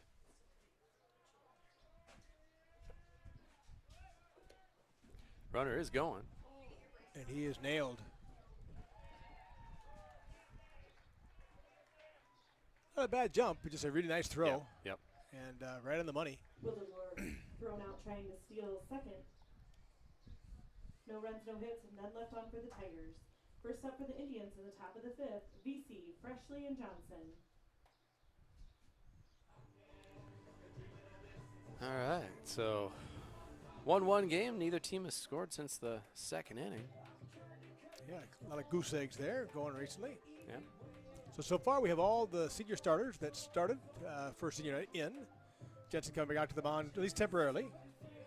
So we got Jensen on the mound, Johnson behind the plate, Berge at first base, JC's getting told to go back in the dugout again. Second base. Christensen at shortstop. Just put me in, coach. I'm ready to play. I'm ready to play. Left field is Wildemore, sorry, Simonides in center, and Howard in right. You know what, I'm not sure, Troy, but I think JC may come in for Jensen sometime very soon. I think they should keep it going. Just keep telling him, going, no. Hey, we're going to have you go. No. No. Just good. No. Next guy. Oh, no. No. So Jensen, the bad news is Jensen didn't get to finish his at bat before Wildemore was thrown at second base, but he's in on the mound. Just got word that Nick Chasey's out of the rest of the game with a calf strain from having to running in and out, stopping and turning around. So Johns with a good throw on the second base, gets back past Christensen though, picked up by Simonides. Special announcement. All sandwiches are now half off at the concession stand. Oh, half off sandwiches. If you're at home and have a hunger going in your tummy, we got half off sandwiches. And they're no longer charging at the gates. You can get in for free and get half off sandwiches. Half off sandwiches and a good baseball game. And when you get here, you might get to see Chasey. Actually, I was curtain call. Right now, number 18, there he is. Senior, Jared Jensen's coming out of the game. One of your seniors. And who's coming in? I don't we don't know yet. We don't know for sure who might come in. JC quit. Oh, look. It's Nick Chasey. Nick Chasey's coming out. Coming on. Oh, no, he's coming back in. Nick Chasey. Pull him back in again. No. I honestly thought, guys, for those on the air, Nick had run in 2 or 3 times to come in, and when Jen started to say special announcement, I thought for sure she was going to say, now enter the game. It's Nick. Oh, I'm sorry. No, he's not. No. Nathan Chasey. So actually, Alex Baumgarten goes to the mound. Yep. So Gage Christensen moves to second base. Chasey goes to short. And Baumgarten moves from second base to the pitching.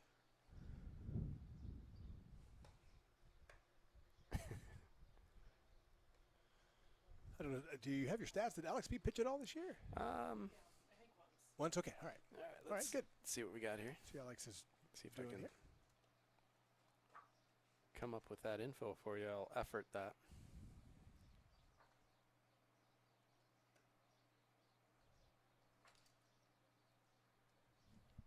One appearance. Okay. 1 inning pitched. All right. 2 base on balls. 0.00. He's got the best ERA on the team, actually. He does. No. 2 base on balls, 1 strikeout. Strongly feel he should have pitched several more innings with that ERA. There you go. Good to see him on the mound for a senior night. It is. Very nice to get him a chance to play. And I know he played some soccer as well. Got a chance to play in the state tournament down there at County Sports Complex. So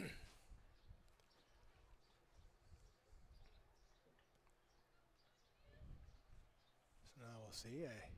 This is about the time last year, so I'm assuming that we'll see more substitutions as the inning progresses. You'll see kind of your more natural starters coming in. Give a chance for the seniors to be recognized one more time as they come out of the game in appreciation of their just years of service and dedication to the Gilbert schools. Especially poignant to me, I think, in baseball and softball.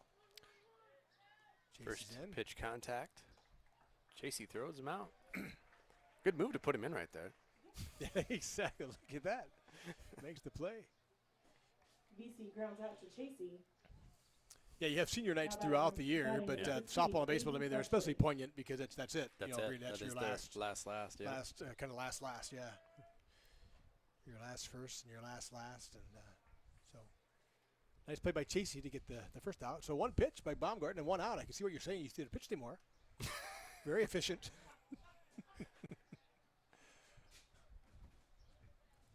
He's not doubled his pitch count with that one. He's probably getting tired. 1-0 the count. Nice pitch. Right down the line. My goodness. Couldn't have placed that any better. That was really well hit. He's looking for 2. No, he pulls up. Nice base hit. That was just right down. Nothing Borge could do with that. That was a seeing eye hit right down the line. No kidding.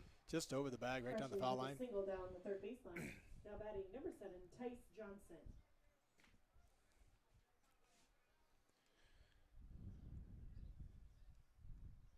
So 1 out, man on first. All All right, thanks, Mr. Stout. There's a nice pitch by Alex, right down the heart. Thanks, Troy. See you, man. You want me to drop this off like at your house? On the way out? Because I'll be gone this Friday. I think I'll be on it. Because I think I should be at the camp outs. Okay. Mine's the two-tone house if you haven't been by it lately. Oh, it's a two-tone now? Yeah. All right, I'll make sure. You'll know what I mean. Okay. I haven't been by Troy's house for a little while, so now I'm really looking forward to going there just to see the painting job. So 1-1 the count for Baumgarten. Man on first. With one out. Steps off the back of the mound and chases the runner back.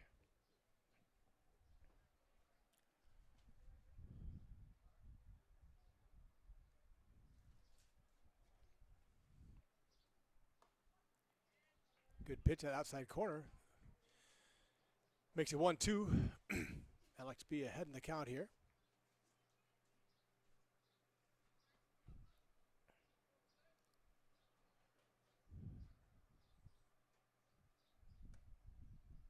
A little high that time. 2-2 goes the count.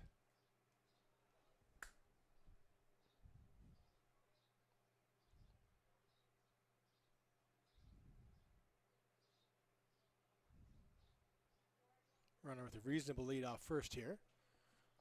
Oh, got him leaning. Alex, nice move by Alex. He bounced that one in, but nice job. He caught the runner leaning, going the other way. But ball bounced in there. Runner able to get back. 2-2 to count still. One out. Man on first.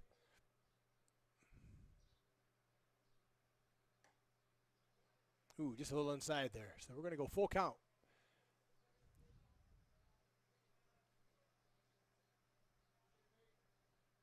Warm night here again. It's a nice little breeze now out of the south. A little less than it was to start the game.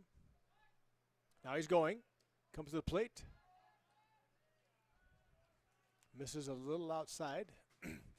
Trying to catch that outside low corner, which has been so good to him, but gets away. So first and second. Now batting the shortstop, Kale Kularik. So he needs to have runners on first and second after a base hit and a walk.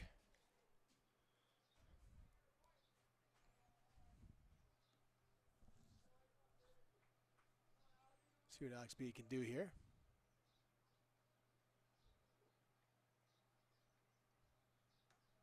Nice pitch there. 0-1 the count.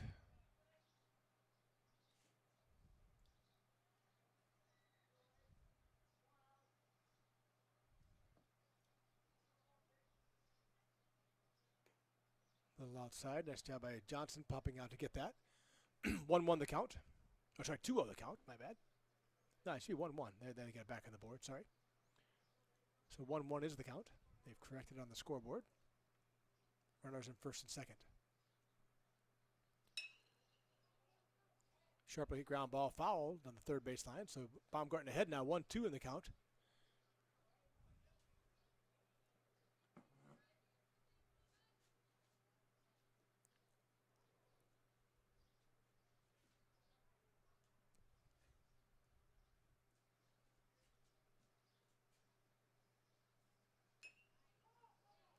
Nice little breaking ball by Baumgarten. Fouled off. Stays alive at 1-2.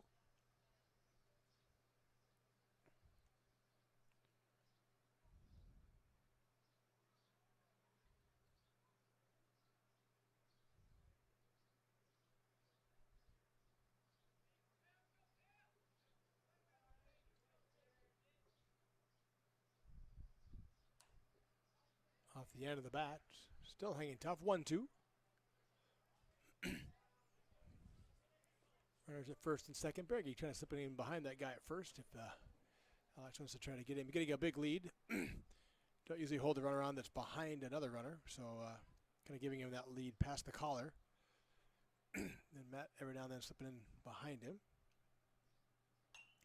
Here's a pitch fly. Pop fly. It should be an infield fly. So the batter is out.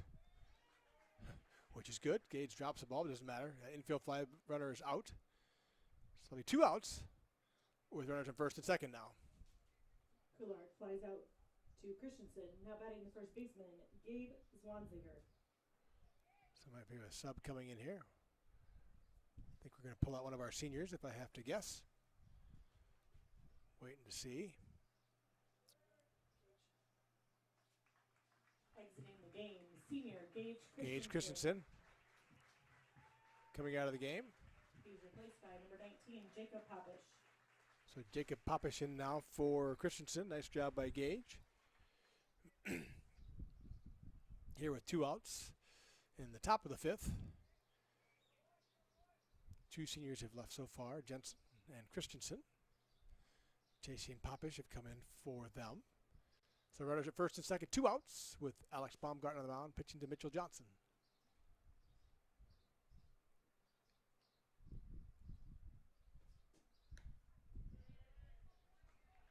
Nice job by Alex. That low, slow strike that umpire's given the call tonight.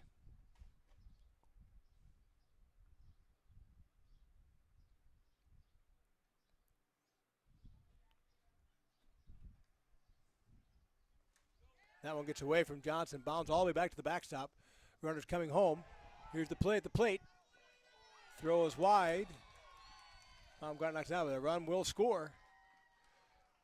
So wild pitch bounces in the dirt before, bounces over Johnson. Freshly is in to score on the play. Nice base running by the Indians. Saw that ball bounce back. Johnson popped up, got it to bounce up. And actually kind of went high off the ground into the air. Headed towards the backstop. The runners from first and second both going. The runner going to third. Took a quick hard look as he rounded it and made a quick decision to go. Johnson hustled back, made the throw to Baumgartner, just couldn't get there in time. Needed just an extra step. So the Indians up now 2-1. And a runner on third base with 2 outs. 1-1 the count.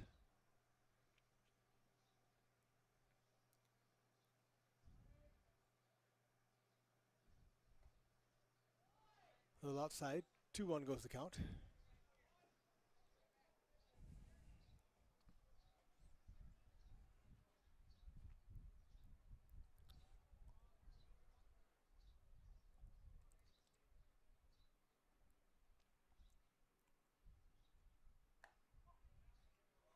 Ooh, that was close.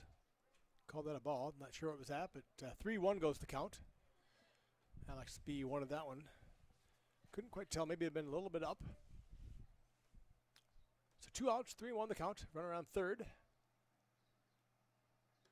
This time he gets him and he loses the bat. 3-2 goes the count. Completely lost that bat.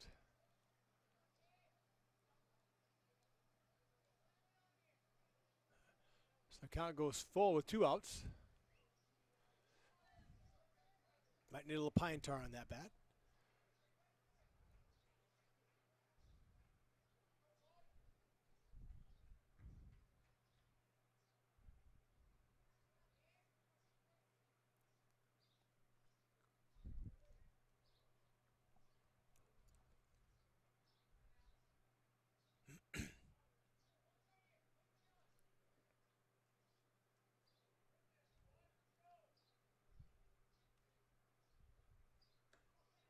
Oh, I don't know where that was at. Boy, that looked real good. Maybe a little outside. It's another walk. Now batting the second baseman, Grady Haynes. By Alex B. Last couple of pitches are quite good. I can't tell exactly where they're at. We're not behind the plate, so it's hard to see, but not far off. But nonetheless, a walk. So runners at first and third with 2 outs. Alex B needs to work out of this jam. Down 2-1 now, the Tigers in the top of the 5th.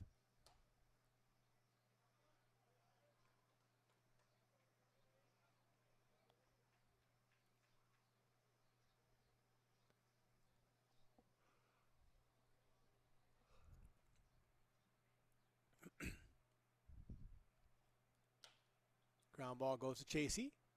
Oh, can't make the play of the hop. Kind of handcuffs him to another run. Will come in from third on the air. Unearned run there for the Indians, but now they're up. They scored 2. Safe at first. Up Johnson 3-1. At the plate, pitcher Dallas Jackson. With runners on first and second.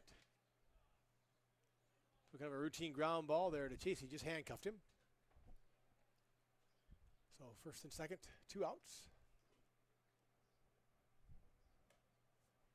A little high and outside. 1-0 goes the count.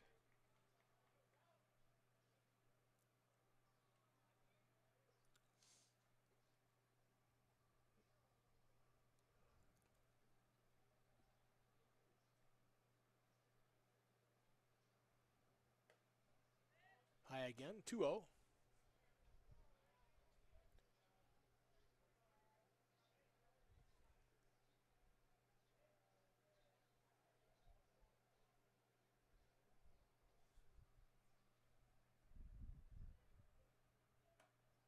High again. Alex having a little trouble right now. 3-0 goes the count with runners on first and second and 2 outs for the Indians here in the top of the 5th. 2 runs across already. Nice seeing eye base hit and a few walks. Pass ball. There's that low outside corner given by the ump. So 3-1, 3-1 the count.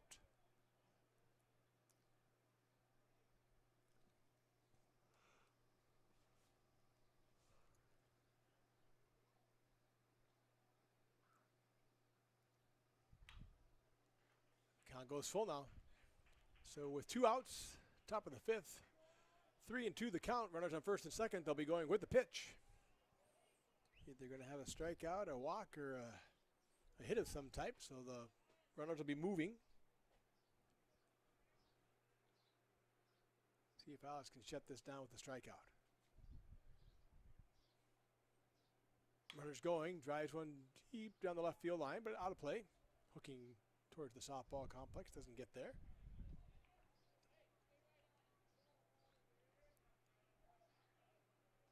So the count still full. Runners on first and second. We'll be leaving with the pitch once again. Well, I forgot about that. I can keep scores, so I'll adjust the score on your scoreboard.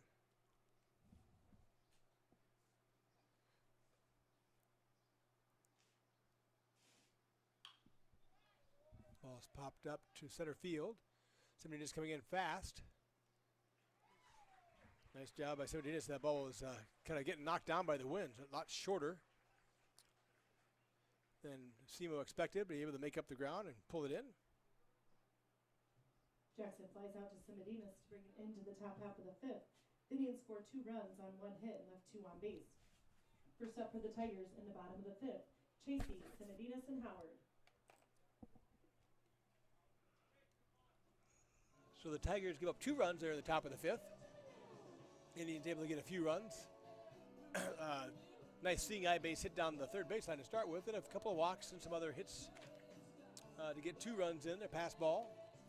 Error also allowed a run to come in. So 3-1 is the score. And Chasey will come up in the number 9 position now. And after Chasey, Indianola, number 18, Matt McKnight. And so after Chasey will be the top of the order for the Tigers.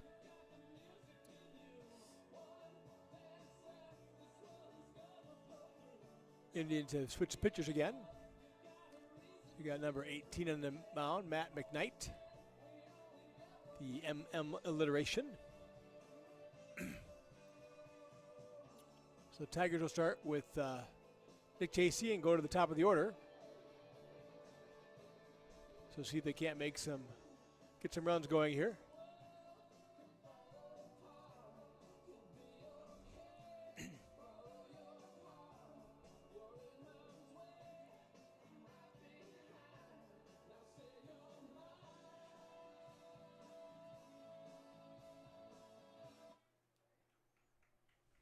Now batting for the Tigers, shortstop, Nick Chasey. See if Chasey can get it started here, facing McKnight in the bottom of the 5th. Ball low, 1-0.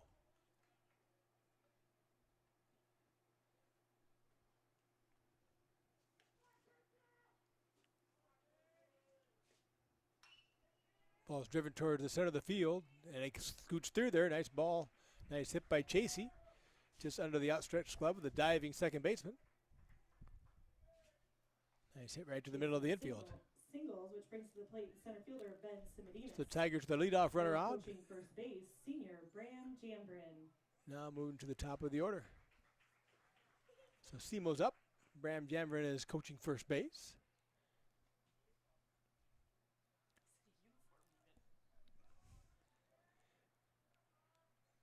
JC with a reasonable lead. Ball's in the dirt, bounces away. Nothing, stays put. 1-0 the count.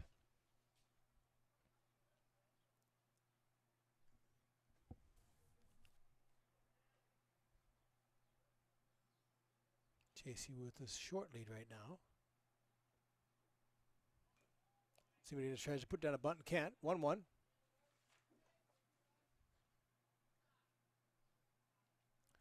He was bunting for a base hit there, is what it looked like. Not your kind of sacrifice bunt. He made doing it in motion. So 1-1 the count. JC on first base. Once again, not out to the collar yet. A little close.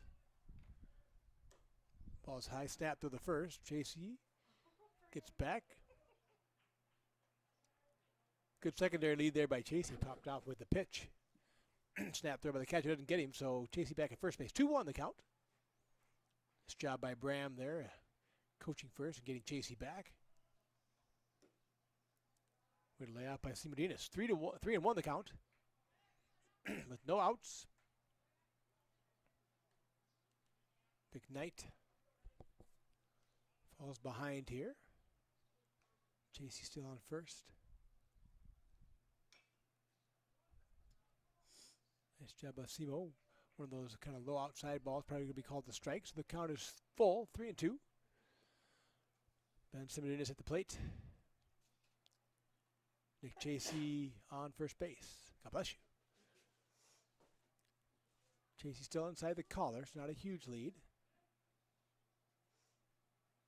Bounces off. Oh, got Seaman to jump. Oh, and I'm afraid. And a double play ball there. I got the strikeout and a nice snap throw by the catcher down to first base. JC came in standing up and a nice sweep tag. JC on at first. Now batting the right fielder, Landon Howard. Nice sweep tag by the first baseman. He caught the ball and swooped it back there.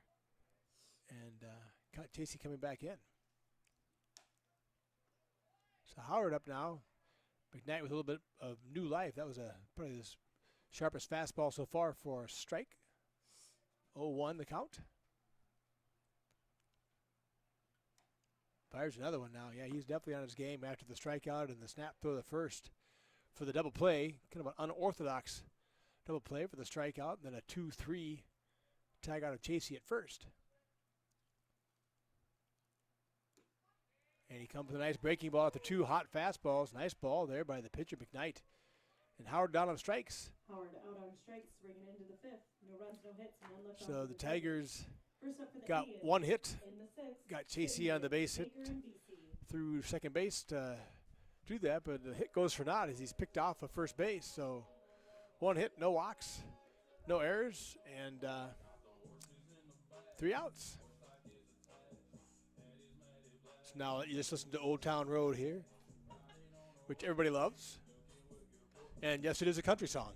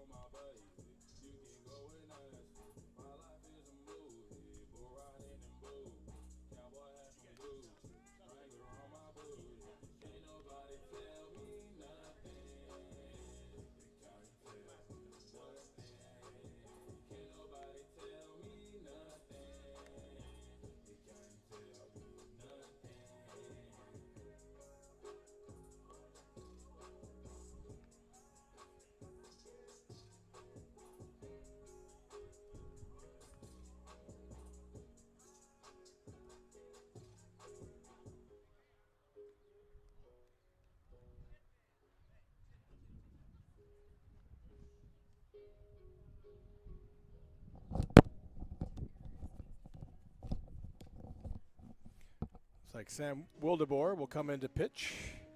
Alex Baumgarten will come off. Senior Alex Baumgarten. Now pitching will be Sam Wildeboer, and moving to left field, Tucker Hansen. So Tucker Hansen will come in left field, replacing Wildeboer. Wildeboer will come into pitch for Alex Baumgarten. And Alex Baumgarten will walk off to a nice ovation from the crowd.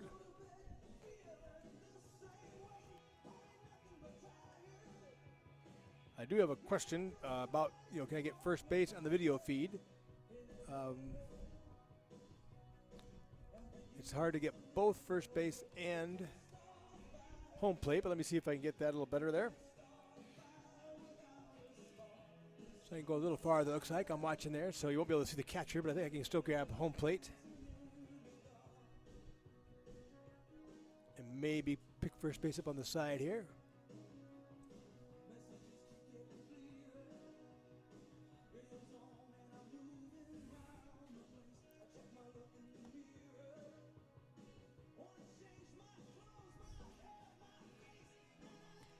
So trying to adjust that to see if I can get you a little bit of home plate and as close as I can to first base, so we'll give you a little less action on the plate there, but maybe we can grab first base into your view.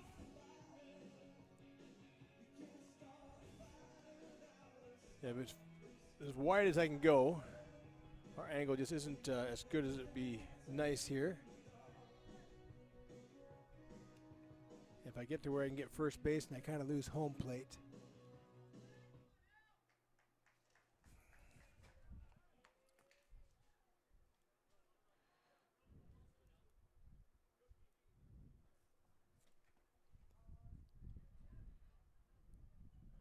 I think we might have both here now. So we'll there more the pitch.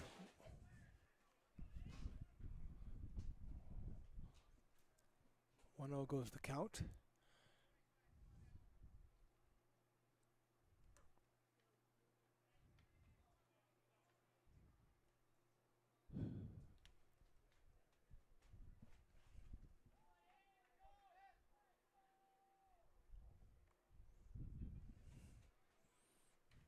So Wildeboer sits behind 3-0 here on his opening hitter.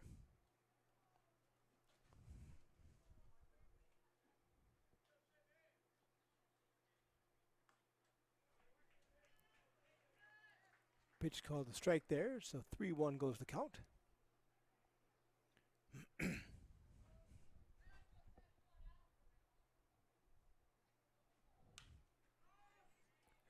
Ball hit out into the right field. Nice running catch by Landon Howard. Stretches out and pulls that ball in. Chittenden out on a great play by Landon Howard in right field. Now batting away the DH, Brennan Baker. Well hit ball into right center field. Howard got a great jump on it.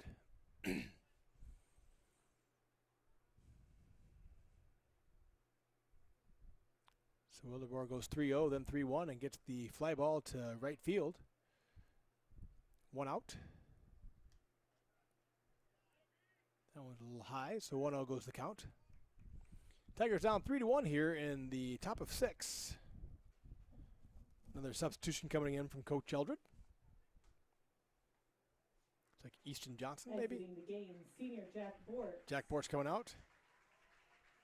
In to play third base, number 14, Easton Johnson. Easton Johnson comes in to third. Nice job by Jack Bortz. Great young man, as Alex, has his Mr. Jensen, and Mr. Johnson, all the phenomenal representatives of the Gilbert School District here. So Wildeboer will continue to pitch. Johnson comes in at third.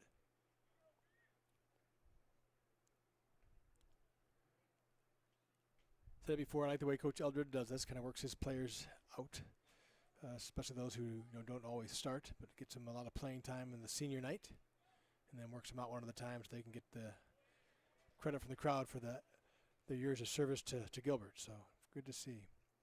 So 1-1 now the count.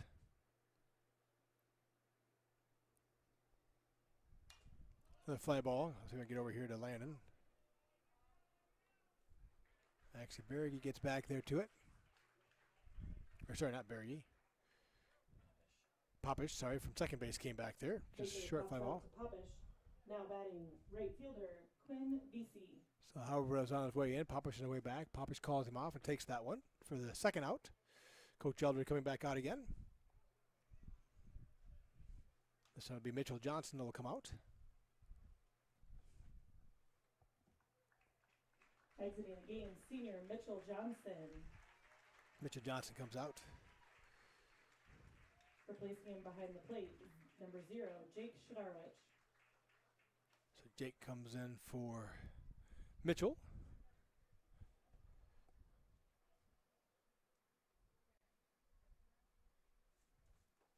Two outs in the top of the 6th here.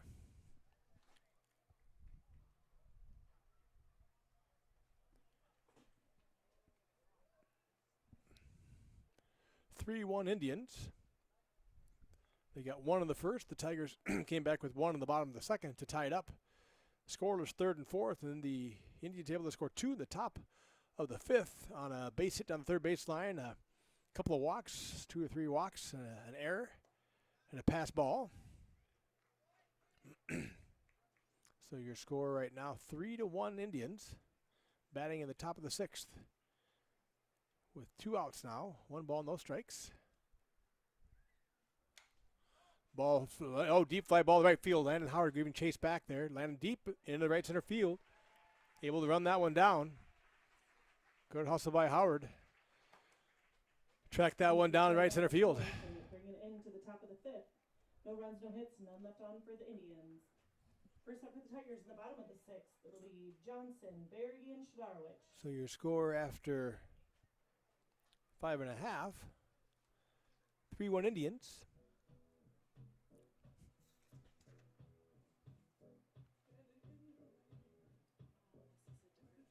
So Easton Johnson will be up first as he replaced Bortz. Yeah, that'd be great.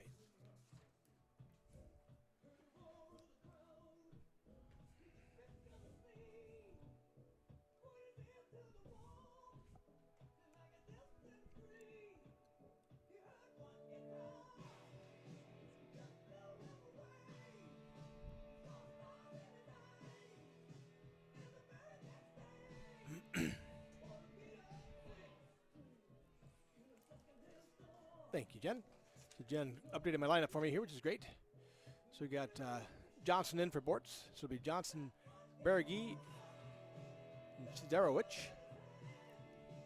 followed by Hanson, Popish, Wildebor, and Chasey, if things stay the same way they are. So up here is Easton Johnson. Now batting third baseman, Easton Johnson.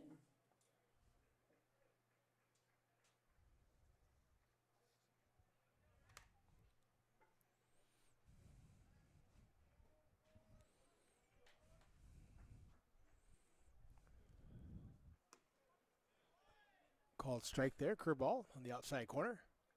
0-1 the count. McKnight still on the mound for another breaking ball. Johnson hits down to the third baseline. Slow bouncer. Johnson hustling down.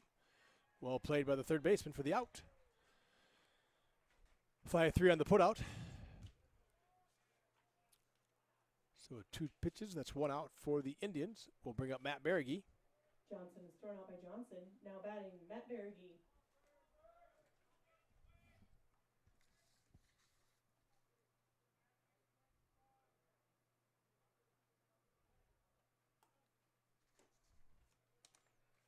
Ball low, 1-0. Once again, a reminder, the Tigers will be here Friday night at home against Greene County as we start the playoffs.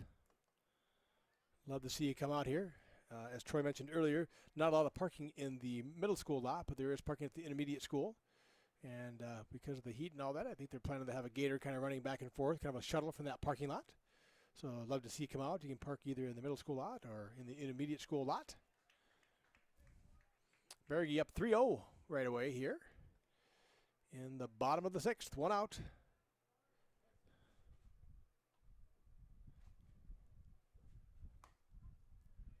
Here's a good pitch. Berge takes for 3-1.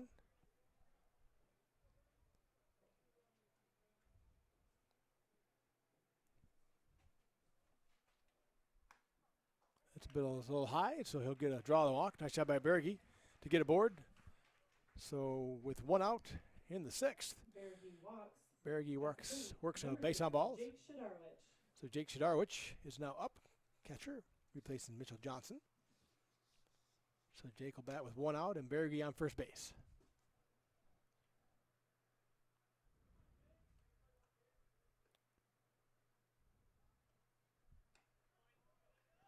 Jake takes first pitch, strike, outside corner, 0-1 the count.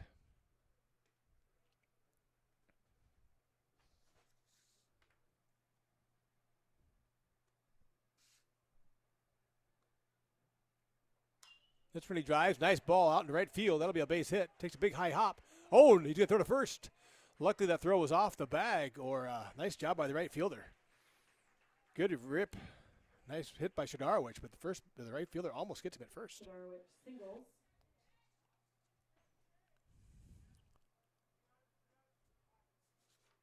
So Jake Shidarwich has 3 at-bats on the year. He's batting .333.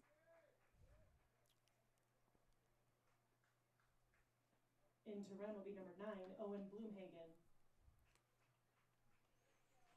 So that base hit to right moves Berge up the second. Heads up play by the right fielder. That ball got there so fast, it was so hard hit that he made a quick throw into first base. Throw just off the first baseline. Luckily the first baseman had to pop out a step to get it. So Shidarwich safe. So Berge at second, Shidarwich at first and second with 1 out. And at the plate is Hansen.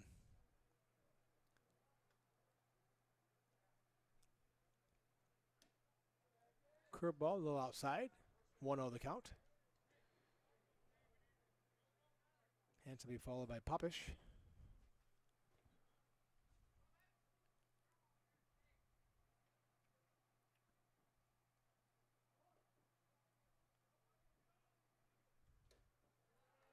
Ball high, 2-0 to Tucker Hansen.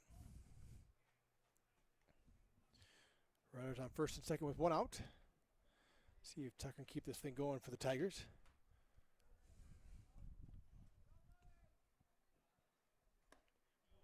Good cut by Tucker, good pitch, 2-1.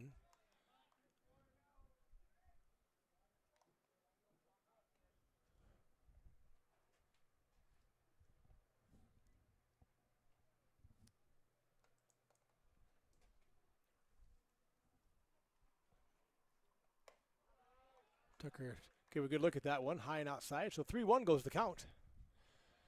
With 1 out, runners at first and second. Chasey on deck. And Tucker Hansen at the plate. 3-1 count.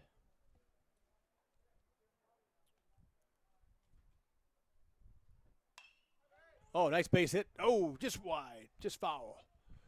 Ripped down the first baseline. Fouled by about 5 feet there. Heading towards the right field corner. Would have loved to have that one slide in there. So count will go full with 1 out.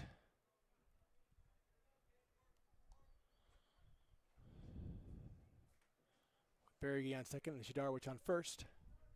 Hansen at the plate.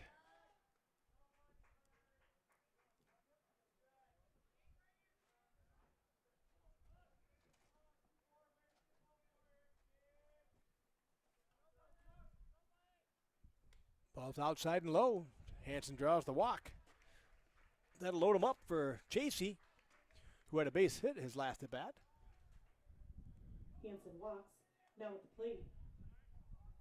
Number 19, Jacob Popish. Oh, Jacob Popish, my fault. Thank you, Jen. I jumped to batting order. So they're going to their bullpen here.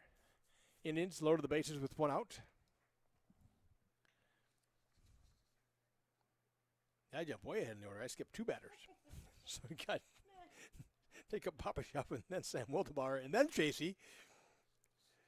So Jen went to all the trouble of rewriting the lineup for me, and I completely paid no attention to it whatsoever. Just make up my own batting order. It doesn't really work that way. So Popish is up. Right now the bags are loaded here with Berge, Shidarwich, and Hansen at third, second, and first, respectively. And Popish at the plate with 1 out.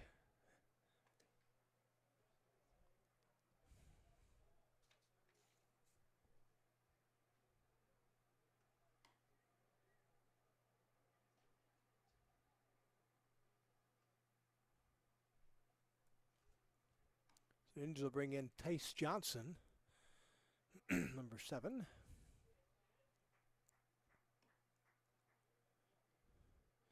Looking here real quick on quick stats to see if I can see. Now pitching for the Indians, number 7, Tice Johnson. He's had 8 starts, 11 appearances, records 2-2 with 40 innings pitched, and an ERA of 2.95. Tice is a junior. Indians have 3 seniors: Joey Byland, Dallas Jackson, 4 seniors: Brennan Baker and Will Keeney. And Tice Johnson here is a junior who will pitch to Popish. Plays second base, Cale Aldridge.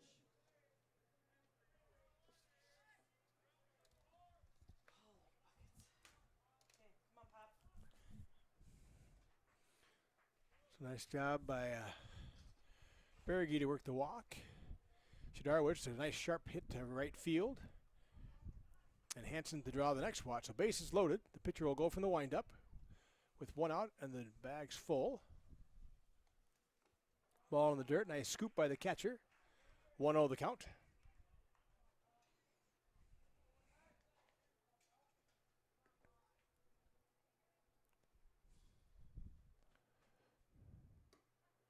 All right, ball in the outside corner. That was a good pitch right out there on the edge.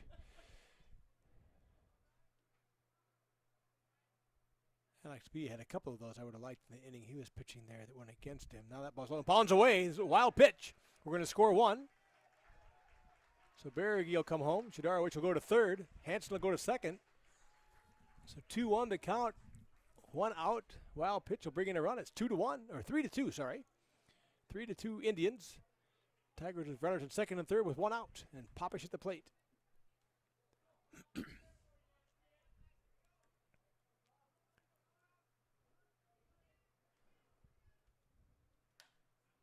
Johnson throws a pretty hard fastball there. Popish able to foul it away. He goes 2-2 though.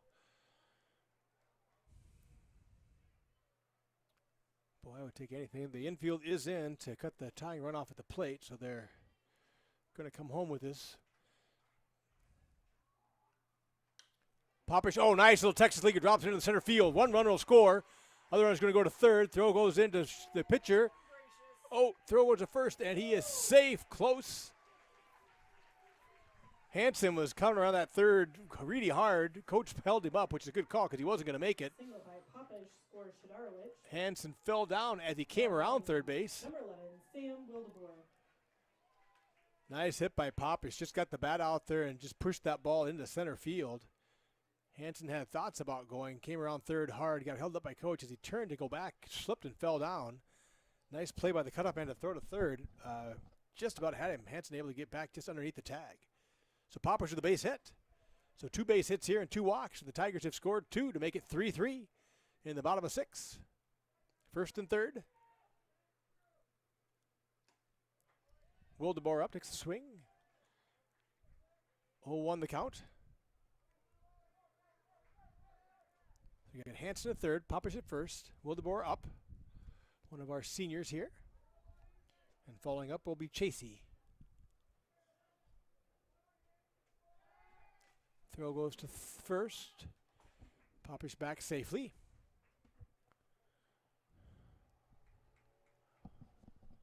Popish can draw that and get a wild throw. That'd be great. We'll get another run in here. Wildeboer takes ball high. 1-1 the count. Once again, your score here, 3-3 with the Tigers batting in the bottom of the 6th. Runners in the corners. And Wildeboer up. Wildeboer with a swing and a miss. 1-2 goes the count with 1 out. Wildeboer will be followed by Chasey at the top of the order.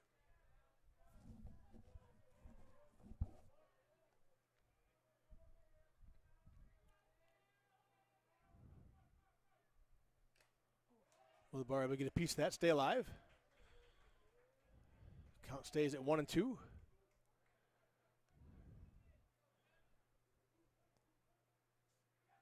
Popish running on that swing. Down a second, returns after the foul ball. once again, runners at the corners for the Tigers. Wildeboer at the plate with 1 out, count of 1-2. Tice Johnson on the mound for the Indianola Indians. Nice eye by Wildeboer. Takes high and away, 2-2.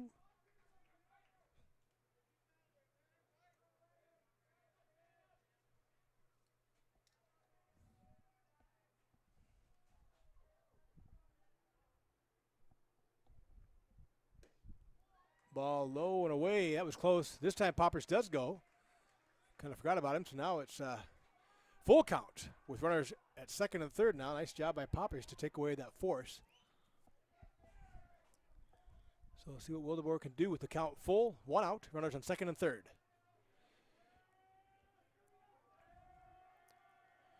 Infield is in. Ball's up. Oh! He's been calling that all night long. Low and outside that time, but that's a call that he's very consistent. He's been giving that all night long. So Wildeboer is called out on strikes. It's now 2 outs, second and third, with Chasey up. Ball's in the ditch, in the dirt, sorry. Pitch in the dirt. Nice scoop by the catcher. That one almost got away. Would have been another run coming in. Good speed with Hansen and Popish at second and third. Hansen at third, Popish at second. Chasey, I think, took inside, but gets that call. Low and inside, strike 1. 1-1 the count. Blue definitely likes that low pitch. Very consistent all night long. Chasey drives it the middle. Oh, nice job by the pitcher. Nice reaction. Able to get Chasey out. Sharply hit ball to the pitcher. The pitcher reacts well, gloves that. Not for the Tigers. Score 2 runs, though, on 2 hits and a couple of walks. Tigers will leave 2 men left on base. And it'll be 3-3 after 6 innings. First up for the Indians in the top of the 7th, Freshly, Johnson, and Kularek. So the Indians will come up with their second, third, and fourth batters in the top of 7. Freshly, Johnson, and Kularek.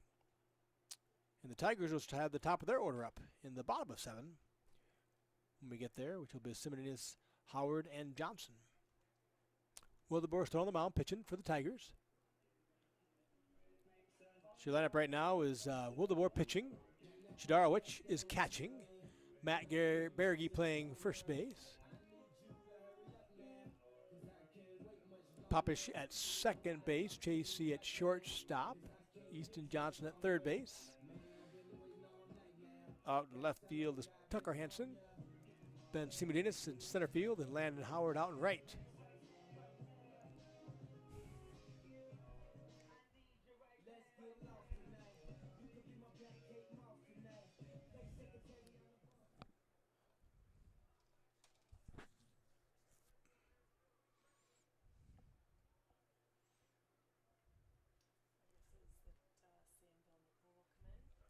I wonder if Howard is going to pitch. I think he's going to have Howard pitch and have Wildeboer come on, I think. Yeah, because number 7's going in. Who's our number 7? All right, so Trey Hansen's going out in right field. I think he'll actually replace Wildeboer. And I think Howard will come in and pitch, I think. That's my guess. The game, number 11, Sam Wildeboer. Nice job by Sam of pitching there and playing out in left field. Will be Landon Howard, and in right field, Trey Hansen. So Trey Hansen will come in for Landon Howard. Well, actually, Trey Hansen will come in for Wildeboer. Howard will come from right field, the pitcher, in replacement of Wildeboer, who was pitching. And Hansen will take Howard's position out in right field. So now your outfield is Hansen, Simonides, and Hansen.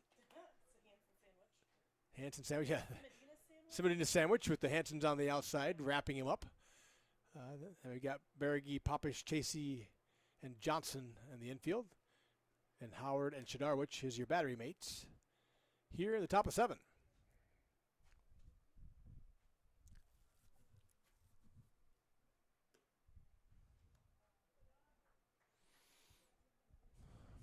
So even up here, Tigers have answered 1 inning later both times. The Indians scored 1 at the top of the first. The Tigers scored 1 in the bottom of the second to tie it up. The Indians scored 2 at the top of the 5th. Tigers scored 2 in the bottom of the 6th to tie it up. So that's where we stand, 3-3 after 6, with the Indians batting in the top of the 7th. And they'll bring up their number 2, 3, and 4 hitters, starting with Freshley.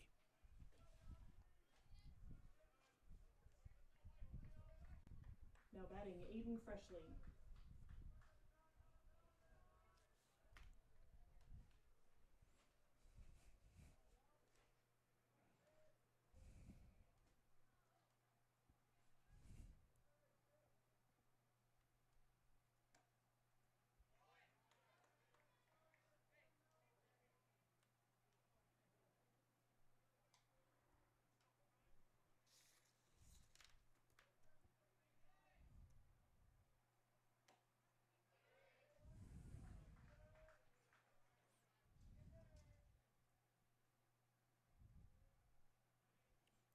So Howard in the year has got 4 starts, 3-1 record, 19 in the 3rd pitched, ERA of 0.72,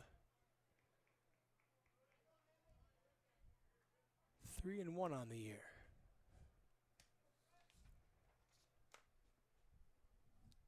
Two on the count. High fly foul ball off to the right here. 2-2 goes the count.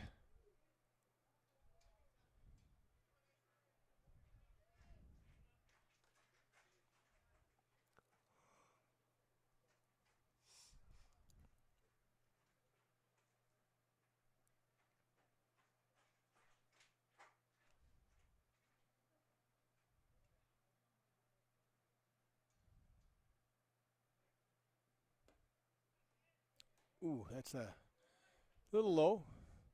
Right in the neighborhood of that pitch that Lou's been giving all night long, but maybe a little bit lower than usual. So 3-2 goes the count with no outs here in the top of the 7th. Howard pitching to Freshley. There he comes with one. Freshley fouls it back. Well, not back, I guess to the left and out of play. Count goes full still.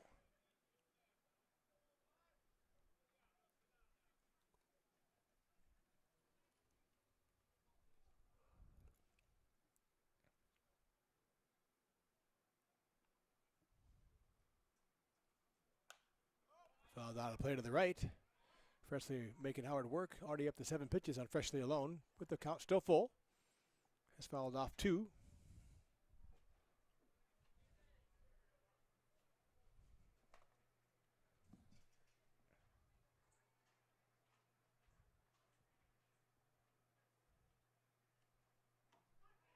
There's a call, strike. So Howard strikes out Freshley for the first out. Now batting the pitcher, Tice Johnson.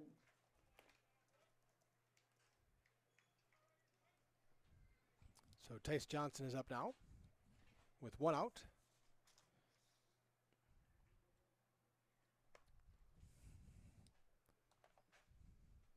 Howard with a nice pitch there. 0-1 the count.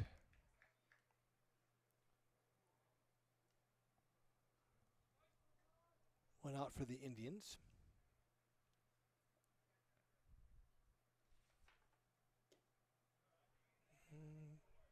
Not a bad spot for that. It's been pretty close to where that's been all night long. Maybe a little bit outside, a little low. So 1-1 for Howard.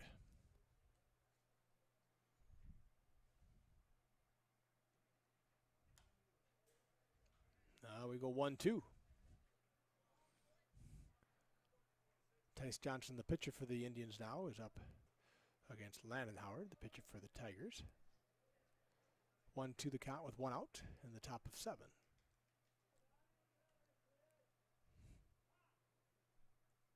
Timeout called by the plate ump. Johnson took a little while to get in there, so.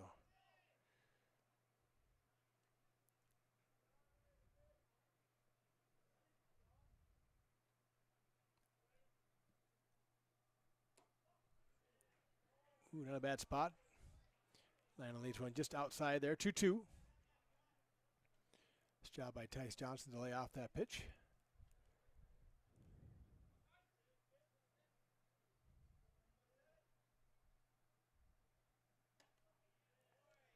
Another ball outside corner, but not given there.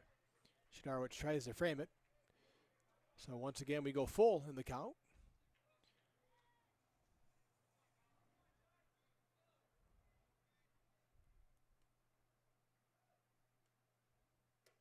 There, Howard battles back.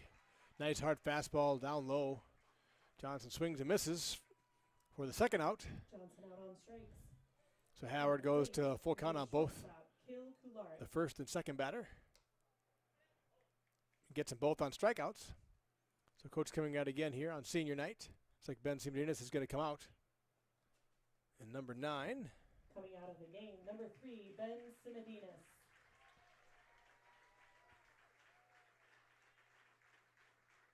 He's being replaced by number 9, Owen Bloomhagen.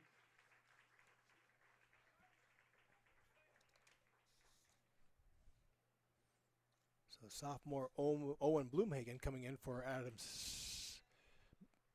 Adams Simonides, look at that. I'm going back in yesteryear. Ben Simonides. Got to go back a couple years for that. So Ben Simonides comes out. Owen Bloomhagen coming into center field. 2 outs here in the top of 7 with Howard on the mound. Strike from Howard. So you got Hanson, Bloomhagen, and Hanson in the outfield.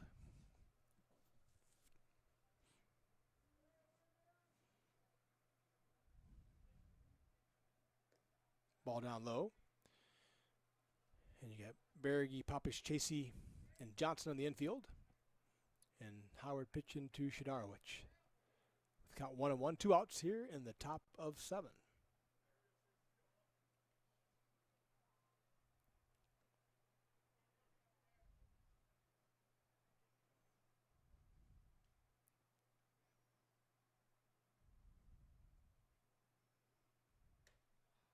Howard goes a little high.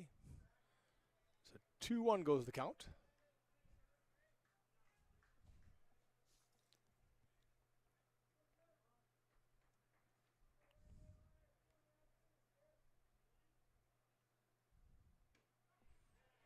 Strike call. 2-2 goes the count. I want to thank you again for joining us. If you're joining us online, the Tigers will be in Gilbert again on Friday night for the playoffs, playing Greene County. Love to have you come out and root them on and give them some support and some cheering. Oh, there's a ball going out to Hanson to right field. Moving towards the foul line. He moves sideways. Nice catch. One hands it there along the line. So the Indians score no runs, 2 strikeouts, and a fly out to right field. So that's the end of the top of the 7th. The end of 6 1/2. Your score 3-3. Tigers is at the top of the order in the bottom of 7. Bloomhagen in for Simonides, so he will start off. And after Bloomhagen, it'll be Howard, Johnson, and Berge. So see if the Tigers can get a walk-off here in the bottom of 7.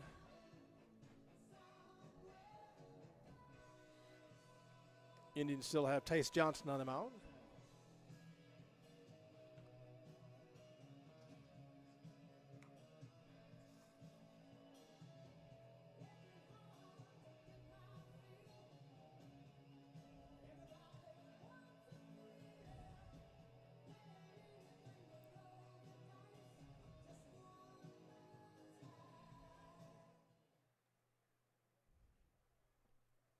Coming to bat for the Tigers, number 9, Owen Bloomhagen. So let's see what Bloomhagen can do here.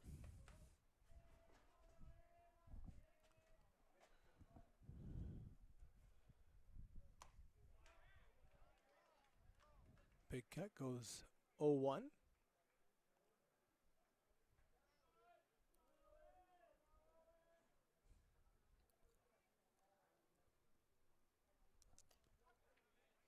Gets a call in the outside corner of that curveball. 0-2 goes the count.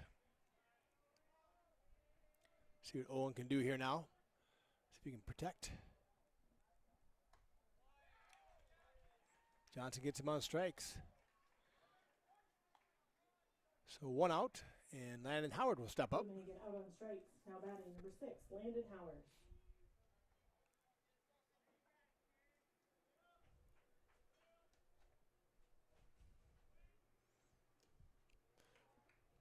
Ball a little low, 1-0 to Howard with 1 out in the bottom of 7.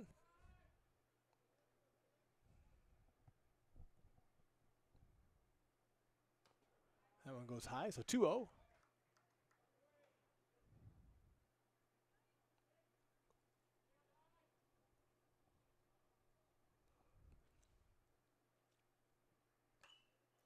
Howard fouls one back. 2-1 goes the count.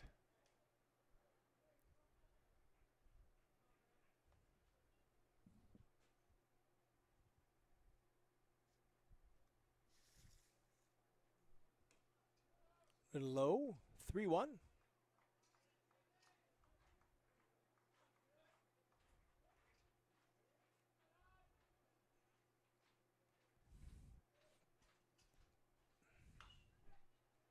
There's a drive out to left field.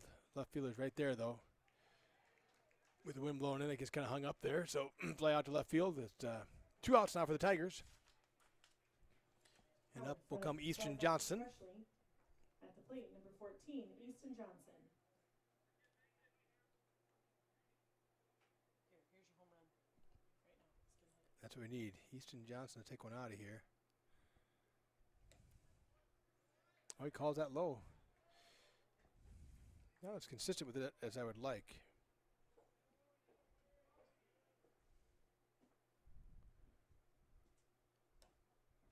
That one's low and outside. 1-1 goes the count. Easton will be followed by Berge. 2 outs here in the bottom of 7. Easton sends to the short second baseman who bobbles it, struggling. Johnson's going to beat it out. Ground ball to second base. Second baseman can't handle it. Bounds away from him. Johnson hustles another line. New life for the Tigers. Johnson safe at first. Now batting number 27, Matt Berge. It's time for Berge to connect with one here. Johnson at first. 2 outs. Matt Berge up.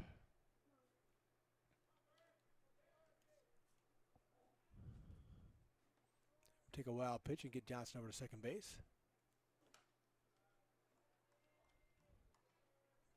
Ball called high there. 1-0 the count. Maybe outside.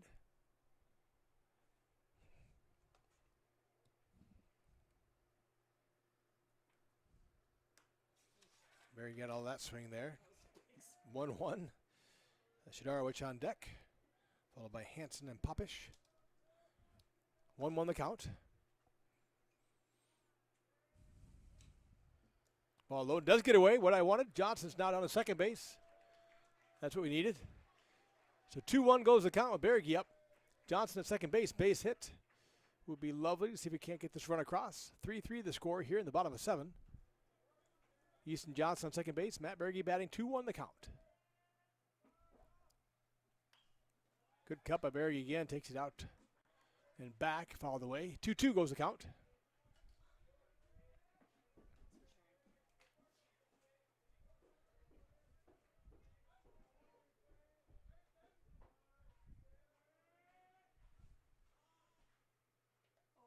Bounces away. Johnson's going to go for third, and he's going to make it.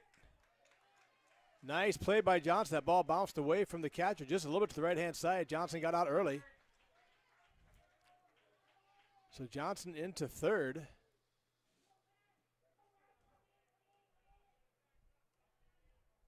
Pop the bag loose a little bit, or they're making sure. So now full count with 2 outs. Johnson just 90 feet away here with Berge batting. Johnson must have made a little contact with the third baseman. He did apologize a little bit, if I could see there. I didn't see anything there, but see if Berge can get a base hit and end this thing. Berge fouls it off. Count is full. Bottom of 7th. Easton Johnson 90 feet away on third base. Matt Berge up. Full count with 2 outs. Tie score. 3-3 in the bottom of 7. Tice Johnson on the mound, Matt Berge at the plate.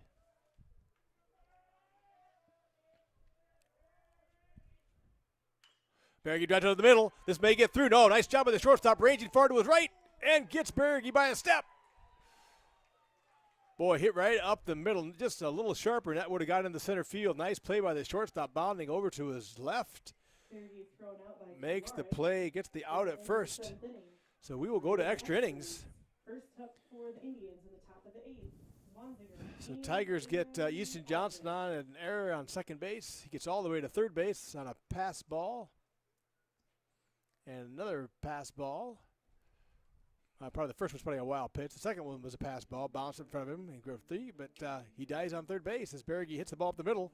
Nice play by the shortstop to get Berge by a step at first base. Take away that game winner. And we're going to go to extra innings. Top of the 8th, there's 3-3 with the Indians coming up. And they will send Zwanziger, Hayes, and Dallas Jackson to the plate.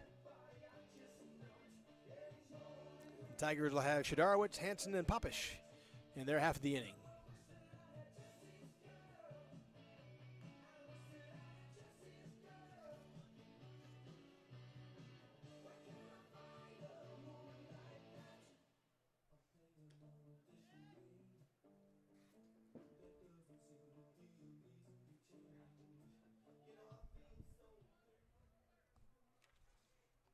So Howard still on the mound. Leading off for the Indians, number 11, Gabe Zwanziger. So Zwanziger at the plate. He's the 5th batter in the Indian lineup. Senior Landon Howard on the mound. Only 2 seniors left in the ball game. Matt Berge at first base and Howard at pitcher. Zwanziger up here in the top of the 8th. Nice pitch strike right down the heart of the plate. 0-1 goes the count.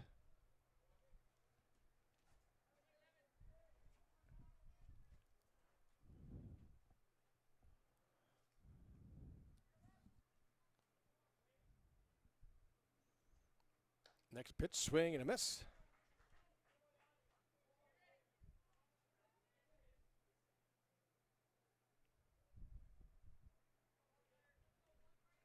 So 0-2 goes the count.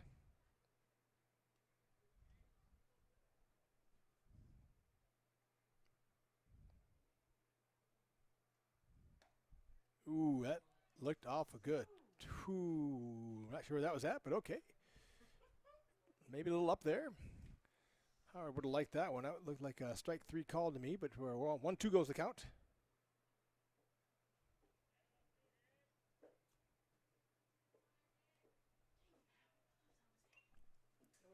Fouled off.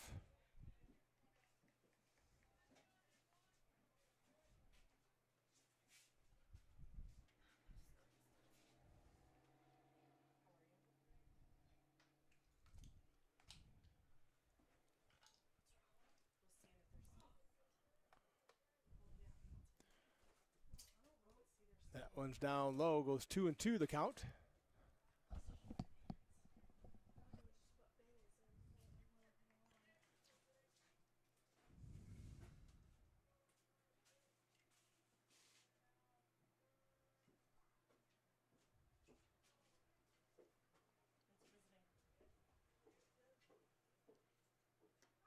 There's a strike called right down the heart of the plate. So he gets that one back. So strikeout for Howard. Zwanziger out on strike. Gets Zwanziger. Grady Hayes. So Hayes will come up now with 1 out in the top of the 8th for the Indians. Hayes will be followed by Dallas Jackson.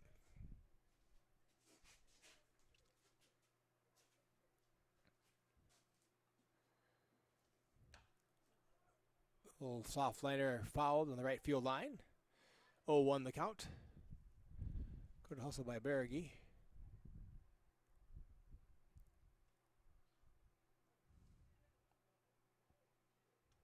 Oh, 1 the count. 1 out here in the top of 8. Hayes at the plate for the Indians.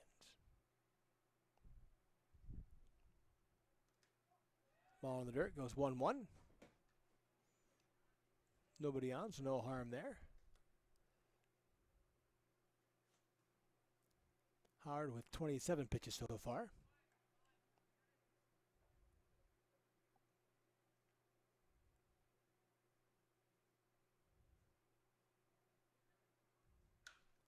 High fly ball, left field. Hansen's there. Now he's coming in.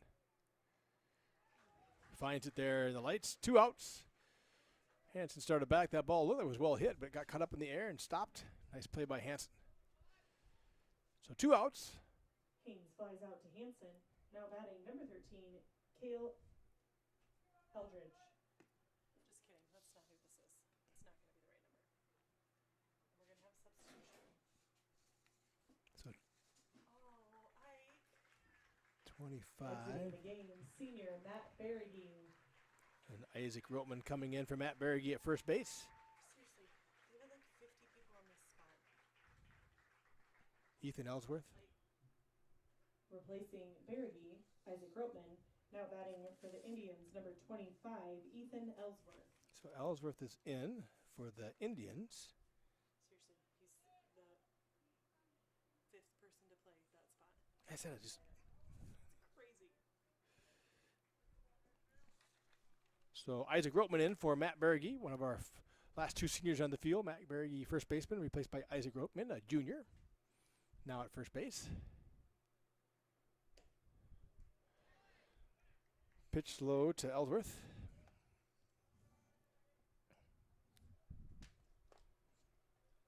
So ball 1.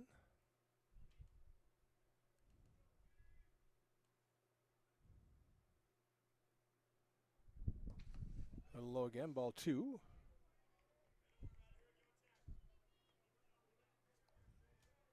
The count with 2 outs here in the top of the 8th. Landon Howard on the mound, his battery mate Shidarowicz. Jake Shidarowicz behind the plate, pitching to Ellsworth. Fouled off behind the plate. 2-1 goes the count. So he started with all the seniors, and they've been taken out slowly. We had Landon Howard, Vincent Martinez, and Sam Wildebor in the outfield. Now we have Hanson, Bloomhagen, and Hanson. Borch is replaced at third base by Easton Johnson. We had Gage Christensen at shortstop for a while. Now is Nick Chasey. Alex Baumgarten was at second base. Now replaced by Popish. Matt Berger was at first base. Now replaced by Isaac Rotman. Mitchell Johnson was behind the plate. Now replaced by Shidarowicz. And Jensen started the pitching spot, and now Howard is pitching. So the last senior on the field is Landon Howard, who has 33 pitches so far in his 2 innings worth of work. He's gone full on the count with 2 outs here in the top of the 8th to Ellsworth.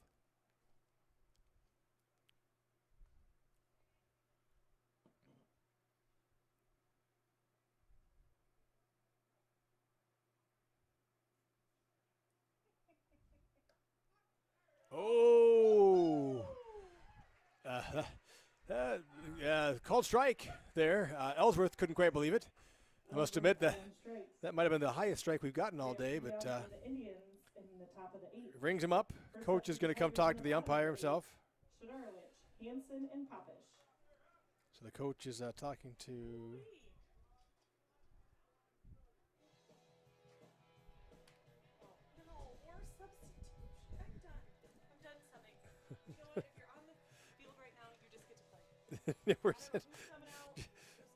John and I have decided that we're not going to do substitutions anymore because Ellsworth, I think, is now pitching. Yeah, so Tice Johnson's gone from there. Well, he went back to shortstop, so Ellsworth came in. Johnson went back to shortstop. That guy left. So Ethan Ellsworth on the mound. Now pitching for the Indians, Ethan Ellsworth. Tice Johnson moves back to third. The rest of you, whatever you want. It's been quite a few substitutions. The Tigers had 9 seniors on the team, or 10 seniors, and including Bryce Janvrin, but 9 senior starters on the field, and they replaced 8 of those 9, which is unusual in a baseball game to have that many substitutions anyway. Yes. And even the Indians have been replacing quite commonly, quite frequently here. So Jen has no more room left on her book. Which, once again, in baseball, you usually they've had 5 players in the same position for the Indians. You usually don't substitute 1 person, much less 5 people in the same position. No so the Tigers, I think, who are we starting with here? Now batting for the Tigers, number 0, Jake Shidarowicz. So Shidarowicz is up, number 0. So Jake will start us off, and it'll be followed by Hanson and Popish. And I got Rotman in for Berrigan. They put that in there too. So Shidarowicz, Hanson, and Popish.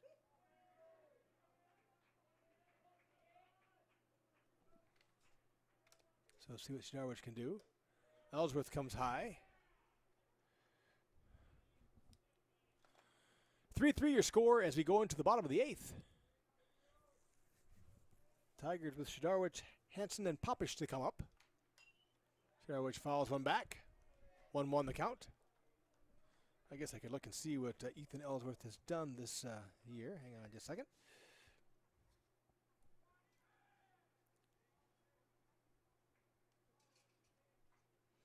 So 1-1 the count. Driven to the left-hand side. Ellsworth pops off. Nice play by Ellsworth. Shidarwich hit it to the left, the third base side, the left-hand side from my side, I guess. Thrown out by Ellsworth. Ellsworth had to pop out there and get that. Number 24, Tucker Hansen. So Ellsworth has appeared 3 times. His record is 1-0. He's pitched 5 1/3 innings. I'm looking at his ERA is 7.88. 3 base on balls, 4 strikeouts, and an opponent batting average of 292. So pretty low batting average. Quite a few. ERA of 7.88 is pretty high, but with just 3 appearances and 5 1/3, it doesn't take much. A couple of runs can do that. So 1-1 goes to count, 1 out with Hansen at the plate. Hansen will be followed by Popish. There's a base hit. That's going to drop into center field. Get down, baby. Get out. Get out. Yes. Hansen drops it in just Texas Leaguer, just off the glove of the second baseman. Good hustle by the second baseman, but he can't make the play. That's a base hit for Hansen. So Tigers with life. Man on first with 1 out. Hansen with a base hit at the plate, number 19, Jacob Popish.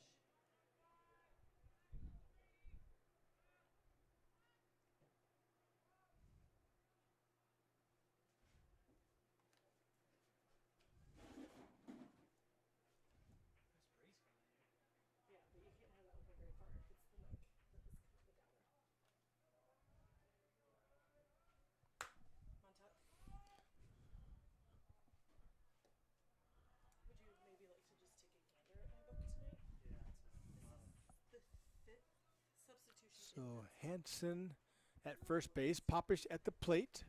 1-0 the count with 1 out. Bottom of the 8th. Hansen with a good lead.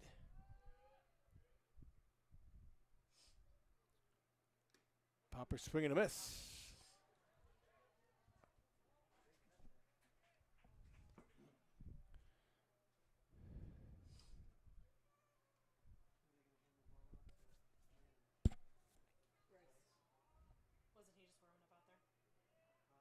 Hansen leading off first base, play to the first. In the dirt, bounces away, not too far.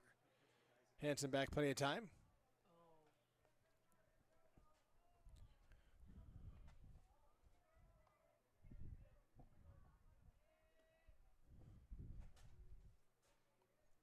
See what Popish can do here.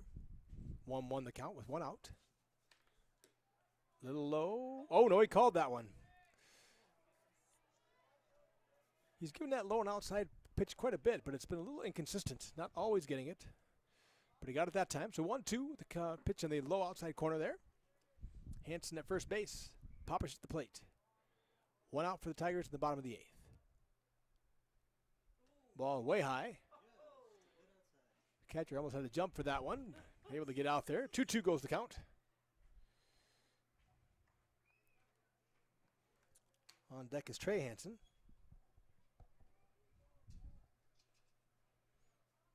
Tucker with a good lead off first. Just inside the collar. And he's going. Ball's down low. Nice pick up by the catcher, though, but he's there. Nice job by Hansen.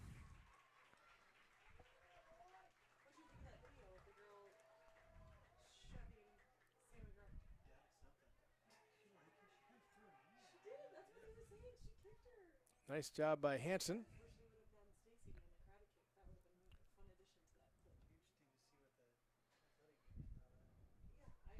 So Popish up here with the count is full with 1 out. Tucker Hansen with the nice stolen base there to get to second base. Nice throw by the catcher. The ball was in the dirt low and outside. Nice scoop. Good snap, throw down, but Hansen able to get under the tag. So with 1 out, Popish the plate, full count. Hansen's at second base. Ellsworth steps off the mound.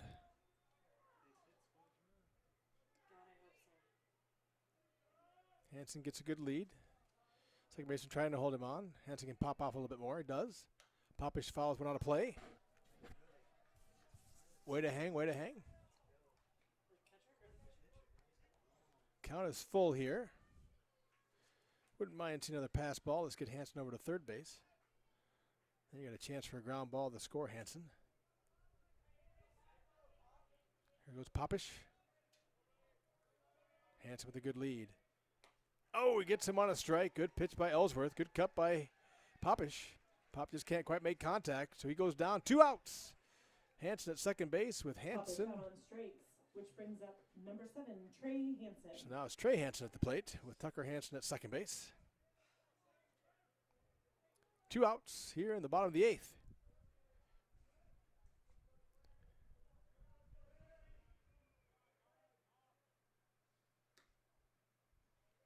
Ball's just outside. 1-0.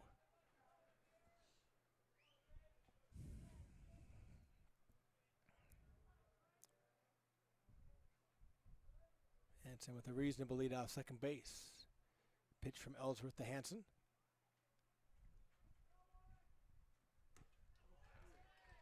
Good cut, but miss. Counts 1-1.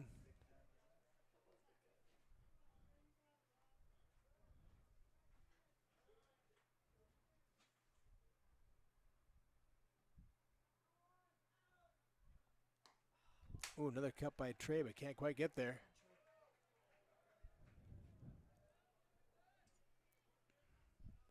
So now they count 1-2 on Trey Hansen. Tucker there at second base. Ellsworth on the mound for the Indians.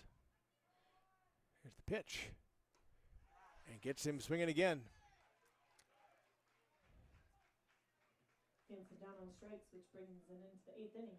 Tigers scored no runs on 1 hit. The Tigers did get a hit that inning. First up for the Indians. Got a runner out to second base with 1 out, but could not bring him in. Popish and Hansen able to move him around. So that's the 3rd out in the bottom of the 8th. So your score after 8, 3-3 Indians and Tigers, with the Indians up to bat in the top of 9.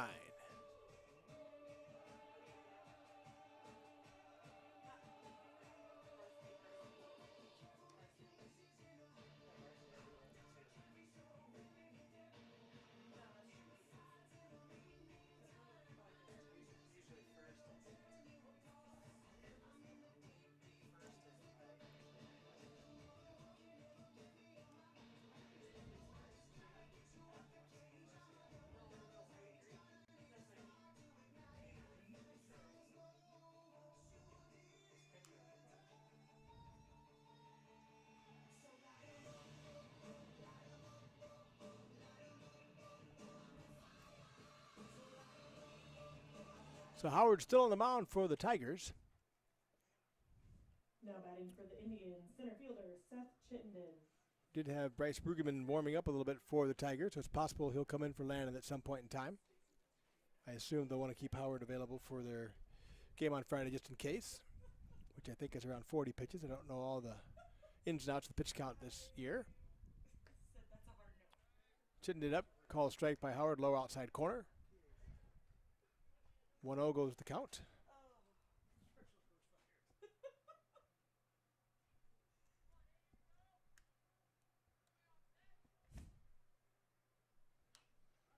Chittenden fouls it off, so 0-2.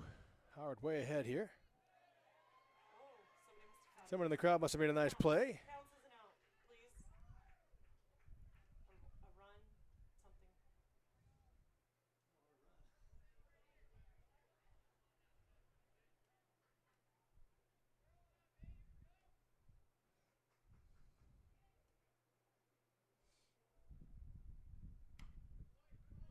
Ball goes to third. Easton Johnson with the play. Nice throw, nice stretch by Rotman, makes the play.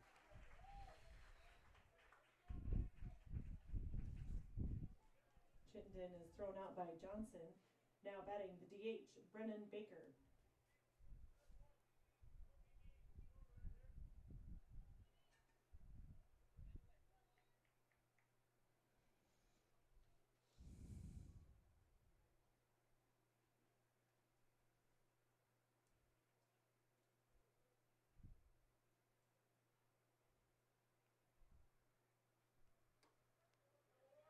a good pitch by Howard.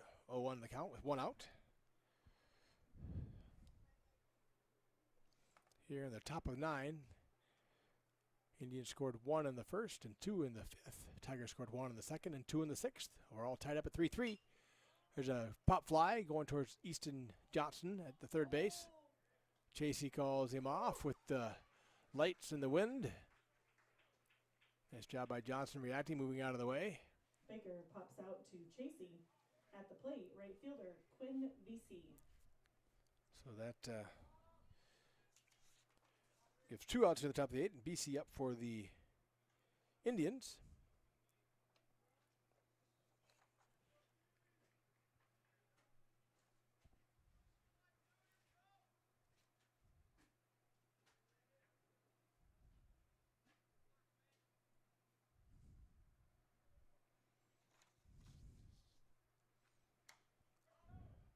Ball hit.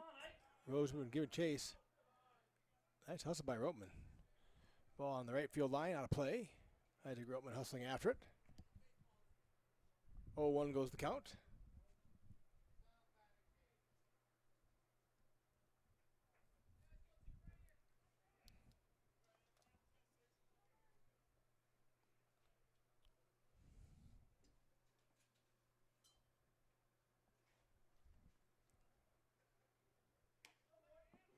There's a nice pitch in the outside corner.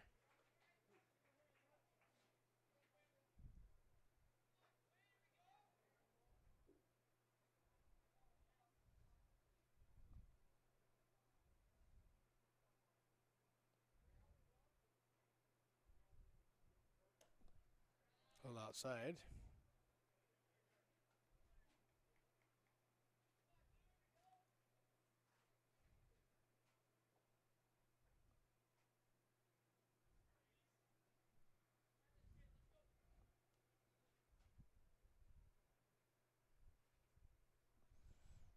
One, two, the count. Here's the pitch.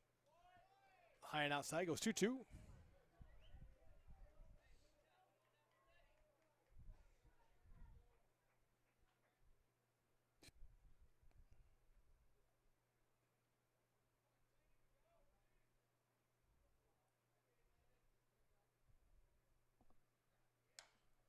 Ball driven out of play to the right.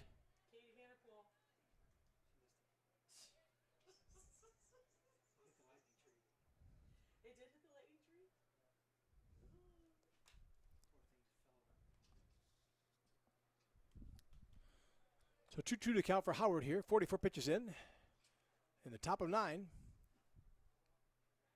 Nice breaking ball there. Oh, my. I'm not really sure where that was at. We obviously don't know. Full count there. Nice little breaking ball by Howard. Thought I caught the outside corner, but didn't quite get there. So full count, 2 outs. Howard with another breaking ball. This one does stay outside. Howard wanted that one, as did most of the Tiger team, who had all started for the dugout. BC walks. Now batting the left fielder, Aiden Freshley. So Freshley up now. BC able to draw a walk on a 3-2 count with 2 outs. So VC is on. Freshley is up. Indians with a chance here with 2 outs now. Runner on first base. And Freshley at the plate. VC with a reasonable lead off a left-hander especially. Howard's got a good move to first. Ball's in the dirt, blocked. Oh, he's going. Nice job by the runner, able to get to second base. Blocked by Shadarowicz. Unable to pick it up cleanly, though, so nice run by VC to go from first to second. So 2 outs now, top of the 9th. VC in scoring position with Freshley at the plate against Howard.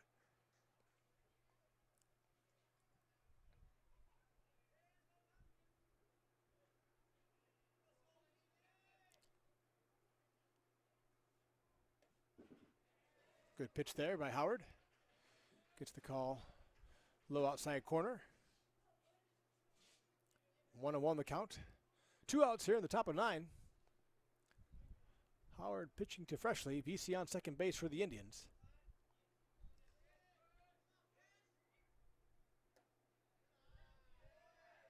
A little inside there, I think. Good pitch. Howard looks a little frustrated. I thought that ball was pretty good pitch. Not too bad. Good spot for it. Lower inside. Right at the knees. Called the ball. So 2-1 the count. 2 outs. Howard pitching to Freshly. BC getting his lead. Ground ball gets through to Chasey. Chasey picks it up. Quick throw. Good hustle by Freshly. Made that close. Good play by Chasey, though, to Rotman. So 6-3 on your putout. Indians leave one batter, leave one runner on base. Indians scored no runs on no hits, left one on base. First up for the So Tigers, after a number walk, 9, and Casey, Bloomhagen, and kind of a wild pitcher, pass ball that just kind of bounced in front of the plate, and a stolen base. The Indians strand one on second base. Now we're in the bottom of the 9th with the Tigers up. First up will be Chasey, followed by Bloomhagen and Howard.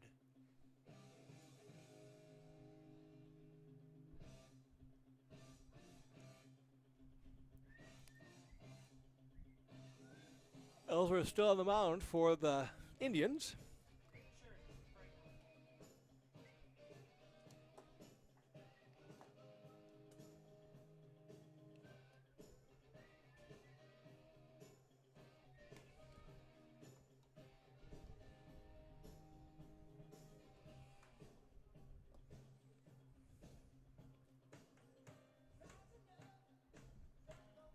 So Howard has 50 pitches through his gets 3 innings now, maybe 3 1/3 pitched. Ellsworth has pitched 1 so far. Back on the mound here in the 9th with 17 pitches. And Nick Chasey will come to the plate. Tigers, number 22, Nick Chasey.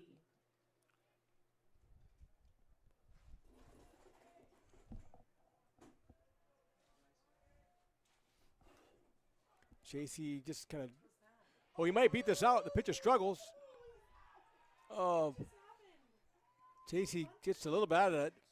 Came out of the box a little slow there. I don't know if he made the contact he thought, but then he got out faster. Out by Ellsworth. Ellsworth kind of bobbled that ball, but was able to react and recover.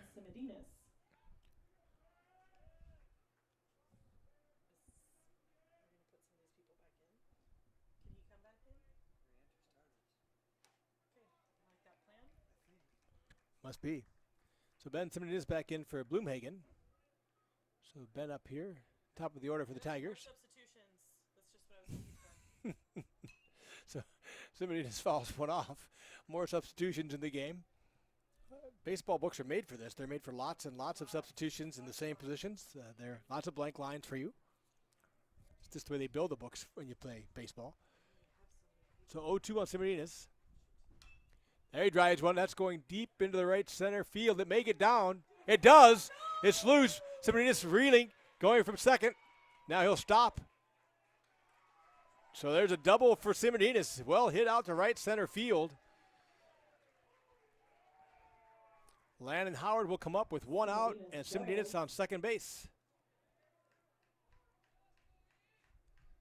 Boy, how nice if Chasey could have beat that ball out. Pitcher, Landon Howard.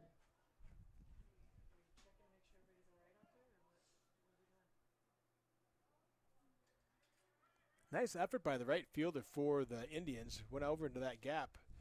Laid out trying to make that catch, but couldn't. Ball bounced off his glove. It's a base hit. It's double into the right center field alley there. So Simmons on second. Nice bunt. Oh, get the call and go out. Nice job by the pitcher. Howard puts one down the third baseline, and the pitcher smart enough to go grab that before it hit the collar on the outside in fair territory and came back fair. So he scoops it foul. Trying to move Simmons up and bunt for a base hit. That would have been fair. I think Howard could have beat that one out. Nicely bunted. So Simo on second. Landon at the plate. 1 out. 0-1 the count.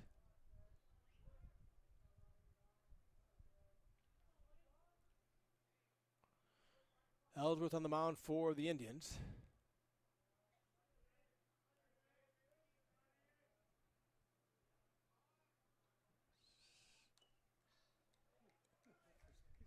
Oh, Landon not real happy with himself there. He kind of a late decision to swing at that one. So again, Simo at second base. Landon Howard at the plate. 0-2 the count. Ellsworth way ahead.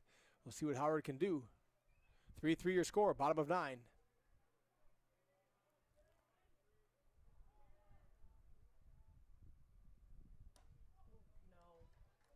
Good eye by Howard. Ball on the outside corner.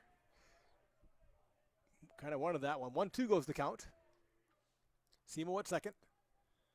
Howard at the plate against Ellsworth.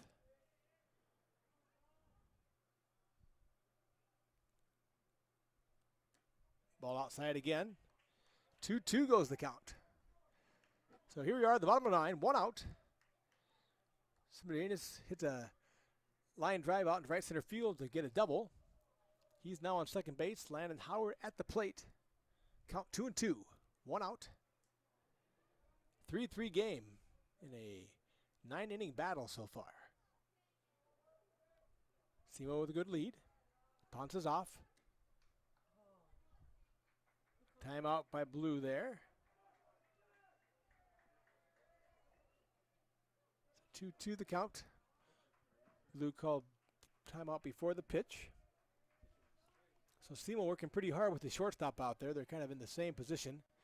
Simo kind of like Hulk and others, we take our lead back, and the shortstop is kind of blocking that spot. Now Simo pops off. Now we're full. So Ellsworth started ahead, 0-2 on the count. Now 3 straight balls. So a full count with 1 out, and Semidenis on second base. So Tigers are known for taking that lead back to start with, and you kind of come forward with your lead. Just kind of throwing the shortstop off. Ball's low. So Howard starts the count 0-2, works it all the way back for a walk. So in a 3-2 count, Howard walks. Now up Easton Johnson. So Easton Johnson is in.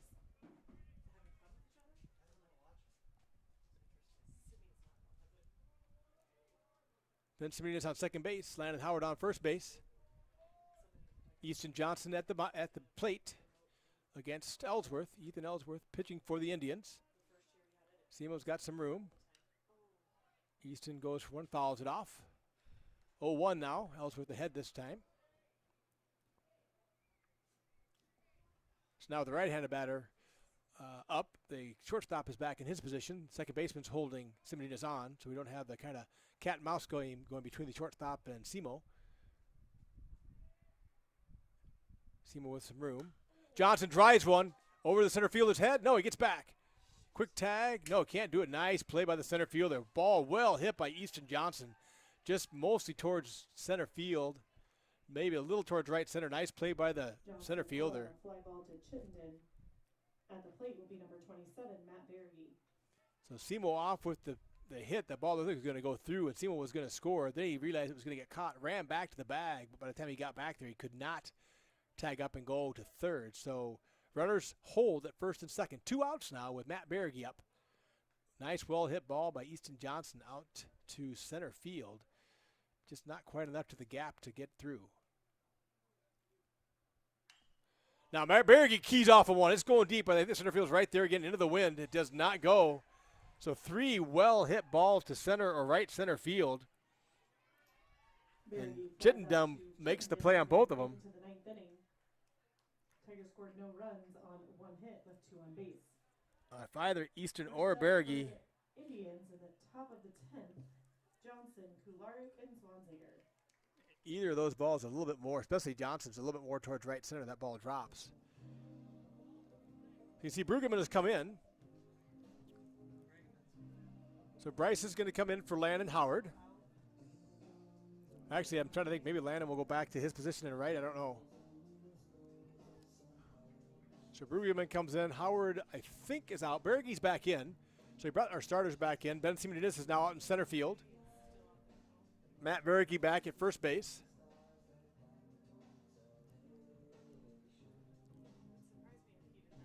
Howard was still in. I would think that they could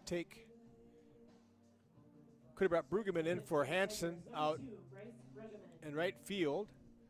And Howard could have gone back out since he had not come out of the game yet. So Brueggemann will take the mound. You know it's a long game when the scoreboard can't handle all the innings. So we're back to the first inning of game. So we've gone through 9. If you can see your scoreboard in the background, it's showing that there's no innings played because we don't have 10 innings on our scoreboard.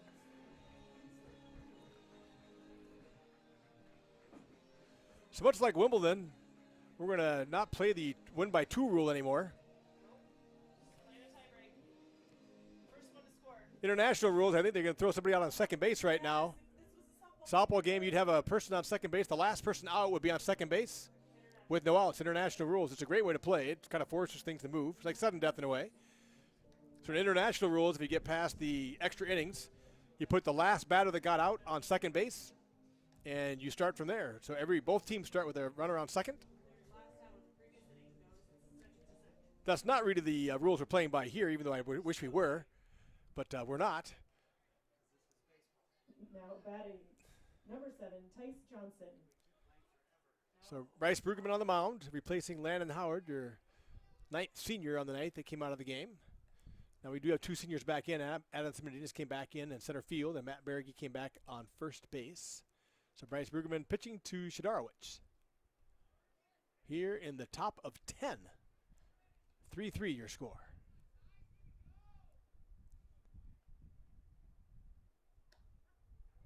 Nice pitch by Bryce for a strike. 0-1.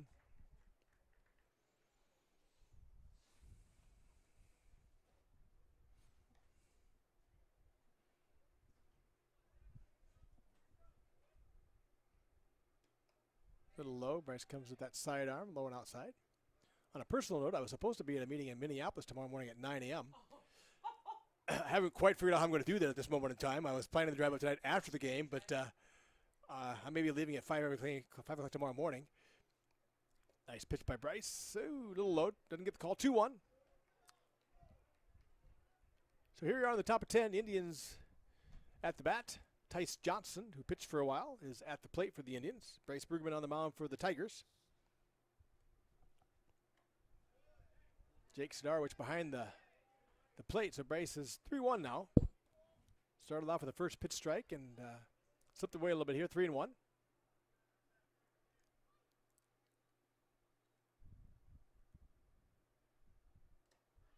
That looked good. There it is. He got a good call there. 3-2 goes. Full count now on Tice Johnson, the first batter for the Indians in the top of the 10th.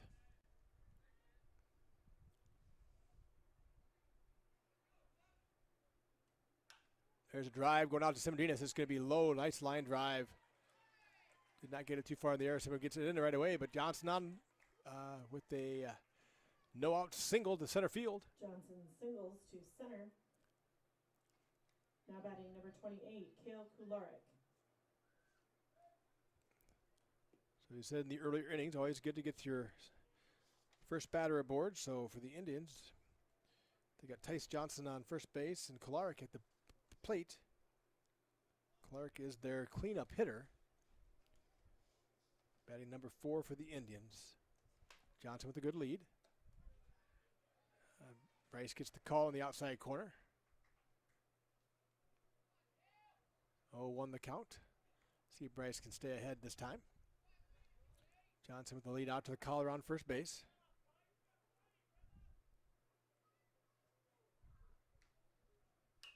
Ground ball goes towards second. Oh no.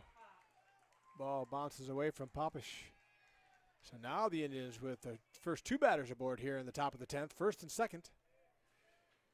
Off of Brueggemann, a walk and an error. So Zwanziger will come to the plate. So a walk on a 3-2 count, an error at second base. So runners on first and second with Zwanziger at the plate. Not sure if Popish had a play at second base to get the lead run on the fielder's choice or not. But we're at first and second. Good pitch by Brueggemann, low and inside. Zwanziger offers it a bunt, pulls back, but takes the strike. 0-1, runners on first and second. I could see a bunt to move them up to second and third here by the Indians. Here is a bunt again. This time he fouls it off. Nice job by Brueggemann. So now he's up 0-2. Now, you don't see this very often. The other day when I was watching the softball game, they actually had a young lady bunt on a 1-2 count. If you do foul it off when you're bunting on a 2-strike count, you're out automatically. So you don't usually bunt on a 2-strike count. But we'll see what they do here with runners on first and second. Zwanziger up, number 5 hitter for the Indians, here in the top of the 10th. That ball's in a rope. That's in the gap. That's going to score one. Simonides runs it down out in center field. Turns and throws to Berge. Berge with the ball stops. There is a run in. Tice Johnson scores from second base. Ball well hit out to right center field. Johnson, now batting second baseman Grady Haynes. So the single by Zwanziger gets him to first.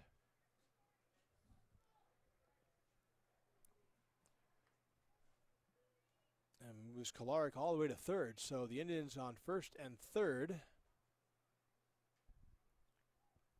Coach Dills will come out and talk to Brueggemann with runners on the corners, no outs. And the Indians up now 4-3.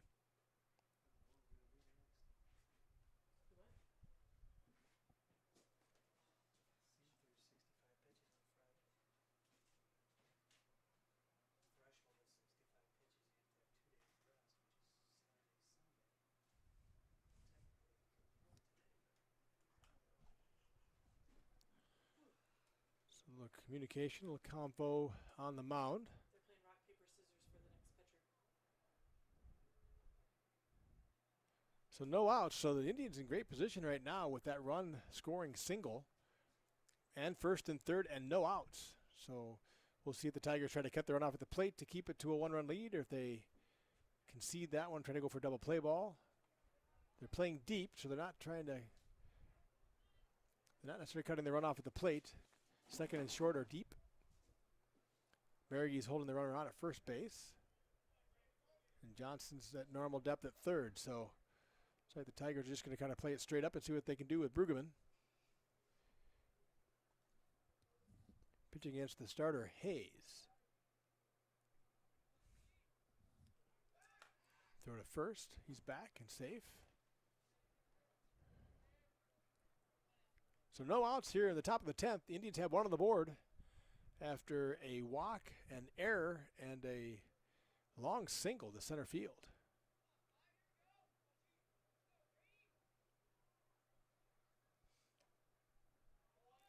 1-0 for Brueggemann. Brueggemann is very quick to the plate with his stretch move, which is very good. Keeps runners honest. They have to really get a good jump off him. But he's quick to the plate. When he moves to the plate, he comes in quickly. Ball fouled off, 1-1. Nice pitch by Brueggemann.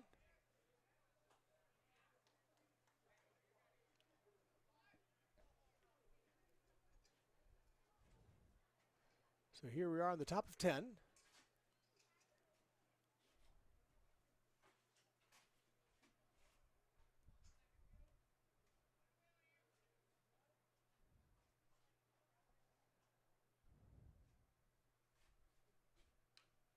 Nice curveball by Bryce. Goes 2-0.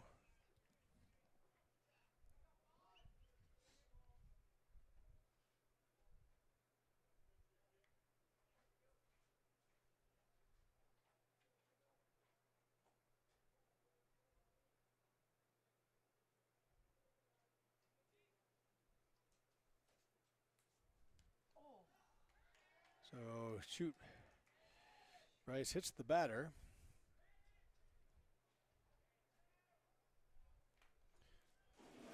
Downside is hit the batter. The good side is the bases are full, so you do have a home first double play possibility. So you get to play at the plate now without having to do a tag, which is always hard in second and third in the ground ball.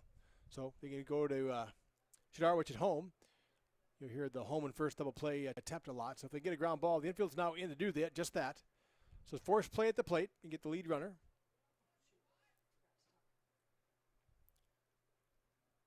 So Bryce comes, nice outside corner pitch. Now batting number 25, Ethan Ellsworth.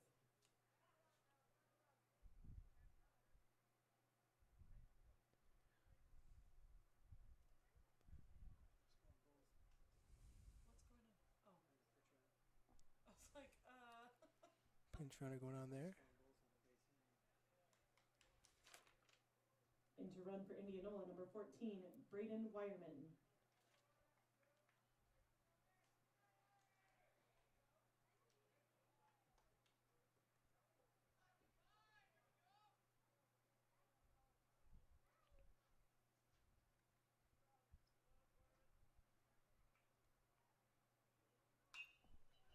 Ball hit into the center field. That's going to score 1, maybe 2. Somebody does with a quick play. Berger tries to get the guy at third. Got him out at third base. Now they're changing the call. No, they are ruling him out. I thought they changed it up. So they do get the runner at third base. He's not very happy with that. 2 more runs do score, though. I think 2 more scored. A single by Ellsworth scores Kularek and Zwanziger. Now batting the center fielder, Seth Chittenden.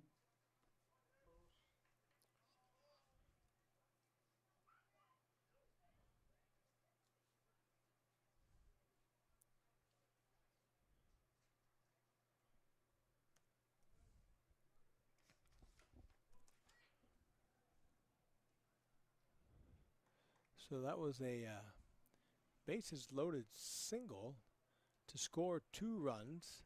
Berge cut the ball out through to third to get the runner. A little controversial there. The runner definitely thought he was safe.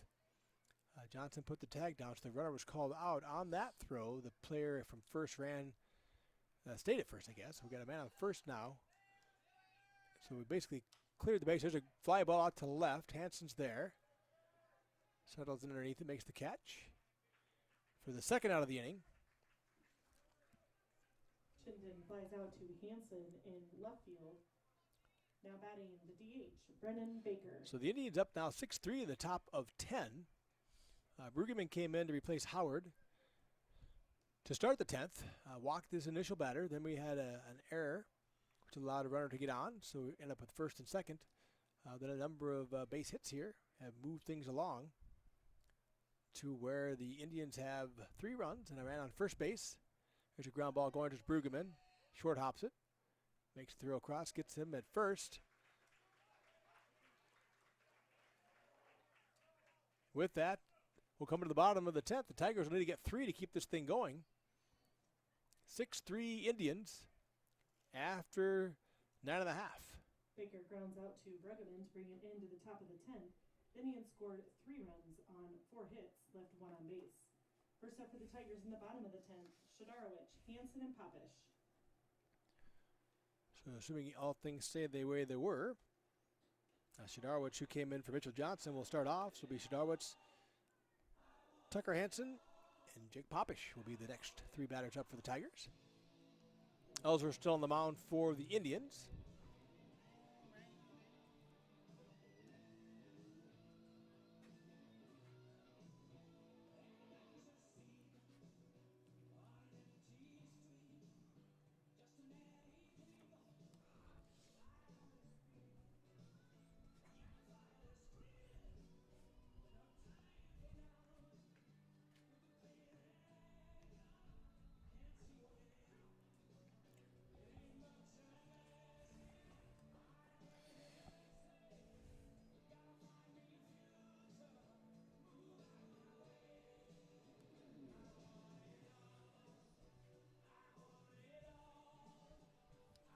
It's turned into a beautiful night for baseball here at Tiger Stadium. Temperatures cooled off well. Number 0, Jake Shadarowicz. Light breeze coming out of the south. Temperature probably down in the lower 80s, if not the upper 70s right now. Very comfortable. Ellsworth on the mound for the Indians, and Jake Shadarowicz will bat for the Tigers. See if Jake can get it started. Need 3 to stay alive. Welcome back. Hey, look, I've got a cohort back. Troy Stout rejoined us. Hey, Troy. I'm doing well, man. How you doing? Oh, you can take the seat. Ball towards the shortstop. Steps across, makes the play, throw to first, and he's out. So first out for the Indians. Here we are in the bottom of 10. Yeah. We were talking about that epic Wimbledon match there, Troy. Yeah. This is somewhat like that at this point. A little bit. I got done with my my meeting, and Franz had said you were still playing, so I thought I'd come up and check it out. Oh, thank you. And I just sent you a text saying, Troy, it's getting too late. I'm not going to bring yeah, it in. That's why I got done. I'm like, gosh, Pat must have forgot to drop the equipment off. So here we are.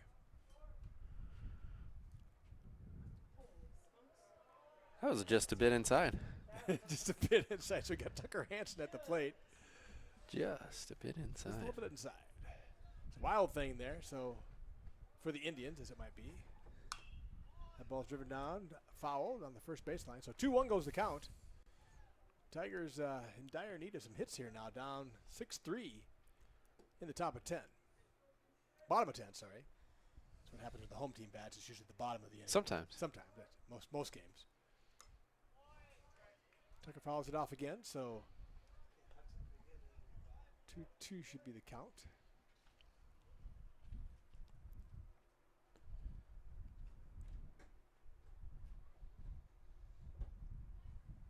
Has it gone to all-star game mode where every inning has a new pitcher? Is that essentially what's Actually, no, they we ran Landon Howard for about 4.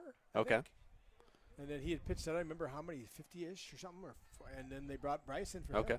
And then actually Ellsworth, they pitched a lot. This is their 4th pitcher, I think. 33rd There's a base pitcher. hit. Get out. All right, there's a base hit for Hansen. Nice line drive into left field. Hansen singles. Now batting number 19, Didn't think Popish. Didn't think rosters could get up to 33 until September, but oh, there may be a pitching change here. He's handed the ball out to his coach. So Ellsworth is done for the night after 38 pitches. So the next pitcher is in. I love Jen Strohmeyer, and I don't think I've seen her so frustrated with the number of substitutions in a game. She didn't have enough room on the book, Troy. You've missed this. She had 5 players at the same position. Yeah, we're at One position, 5 different people have played this. Now the 6th person at this position. that seems like a manufacturer's error more than anything. Now pitching for the Indians, number 3, Will Kenny. So Will Kenny's pitching for the Indians, and as long as we've been doing this anyway, let's go do the little quick stats on Will.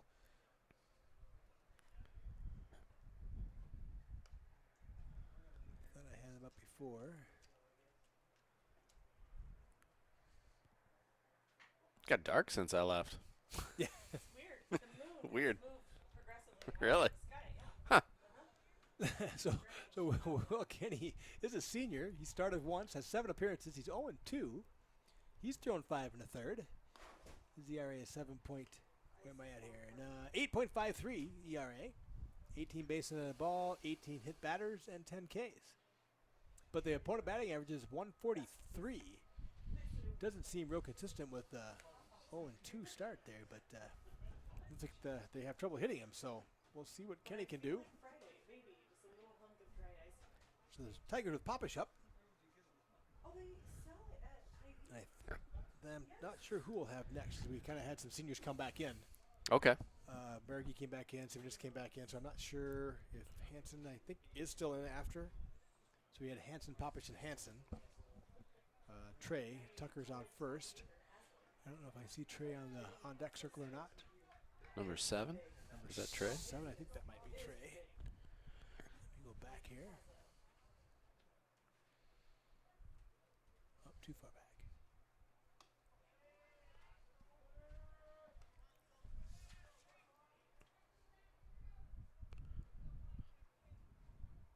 First pitch is a ball in there to Jacob Popish. It is Trey, number 7. So yes, so he's still there. Big cut. 1-1 goes the count.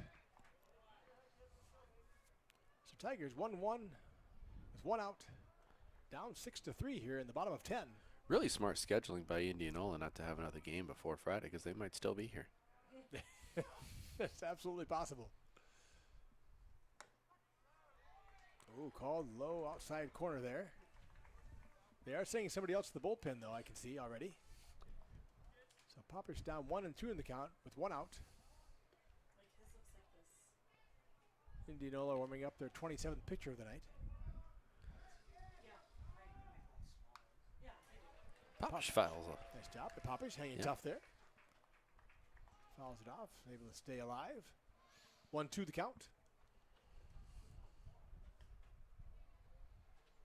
Are you supposed to be halfway to Minneapolis right now? I am, actually, yeah. Yeah. I mentioned that. That 9 a.m. meeting in Minneapolis seemed a lot easier when we started this game at 7. If you feel the need to get on I-35, okay, it's just that way. It's over there. Yeah, there you go. Hop, skip, and a jump. It helped me a lot if I'd packed before I came. So Ooh. I'm in dire straits right now. You have not had great luck today. It's not been my best day. Poppers taking tough, fouls it off.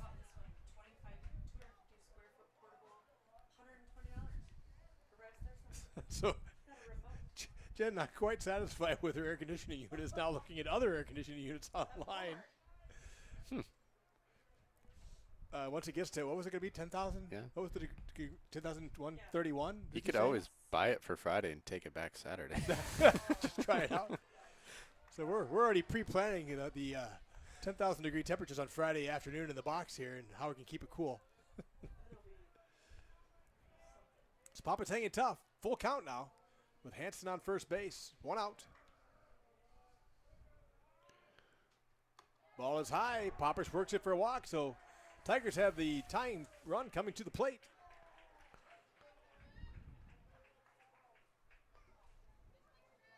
Popish is walked. Now batting right fielder Trey Hansen. So Tucker's on second. Popish is on first. And Trey Hansen at the plate.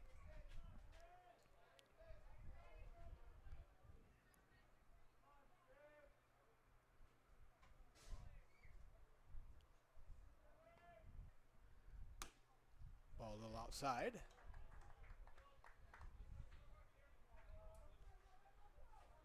Not paying a lot of attention to the runners. Doesn't really do you any good to get that guy third, although it does take away 1 force out. Ball outside. 2-0. It did show you. Pitcher had 18 walks and 10 innings of work, so. Yes. And 8 hit batters, I think, right, too. So that's a plethora.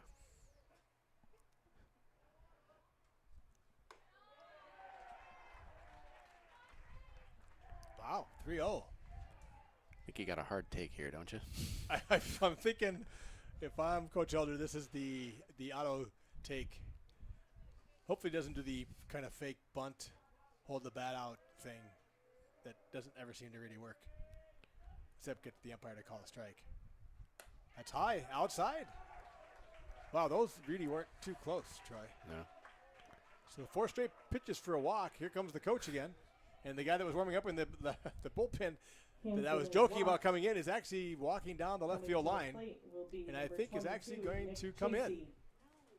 So the bases are loaded. JC is up. And I think is it 79th or 80th pitcher of the night is on his way in. Although he hasn't come taking the ball yet. He's just talking to the umpire. So we'll see. So a little conversation. How is the umpire possibly keeping track of all these substitutions on his little tiny card? He's just pretending. Yeah. So here we go. That's what I'm going to do is just pretend. So Dylan's just walking out and talking on our dugout. I'm not sure what all is happening here. When he comes, The coach is going to go out and take I will just say, number 3 out. pitcher. I don't have any space left. And they're looking around to see who wants the ball.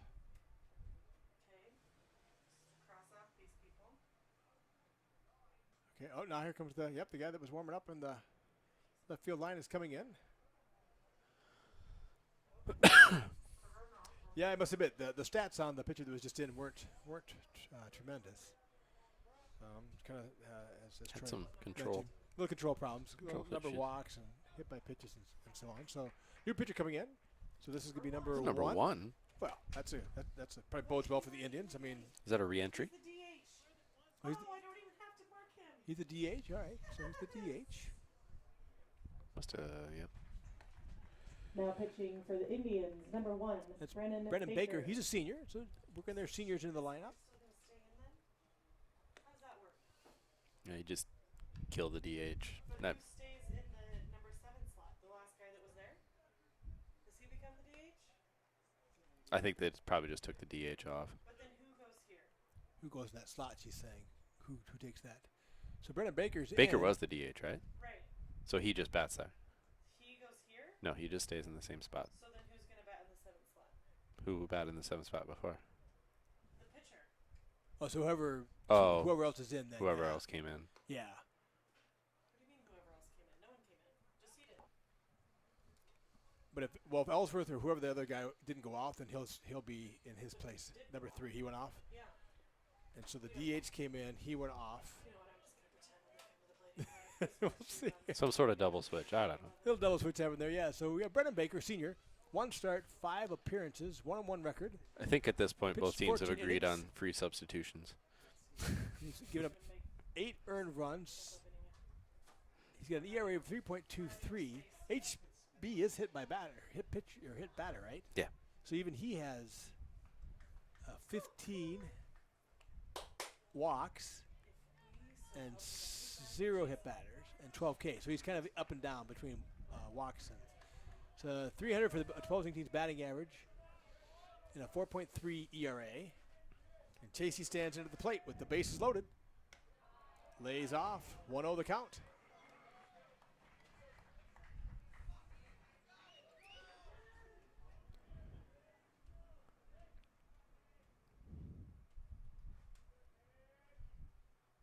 Ball almost in the dirt, now it's 2-0. So the bases are loaded with Hanson, Popish, and Hanson. And Nick Chasey at the plate. 2-0 count with 1 out. Tigers down 6-3. Ball well outside. 3-0 runs the count. Was it, you guess a hard take again on this one? You thinking 3-0? I don't know. I would think. The other thing that would be awesome if you had 3 people on there that were named Hanson, would they break out in a random rendition of Mbop? Ball. Ooh. He called that one. Yeah. Might have been a little up. A little up. You can call that a strike. So 3-1. 3-1 for Chasey here. Great hitters count still. Still a great hitter's count. Pitch. Ooh, Chasey with a good cut. Chasey's out of bounds. So 3-2. Count goes full. Bases loaded. 1 out here in the bottom of 10. Tigers on their way to the comeback. Chasey's about to ride one in the right center field. Or down the line to left. Get down, baby. It's going to be drop foul. They're playing Chasey to pull a little bit, so the left fielder can't get there, which is good for us. So count stays full. 3-2 goes the count. Bases loaded.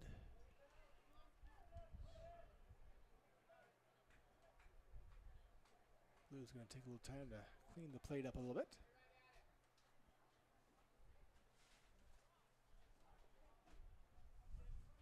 Yeah, even a walk is great here because then you We'll get take that walk, absolutely. your tying run Ball's and scoring. high. Yep. There you are. Tying run is in scoring position now. So now your bases loaded. The score is 6-4 with Mr. Simonides coming to the plate. Chasey is walked. Hanson in to score. Now batting number 3, Ben Simonides.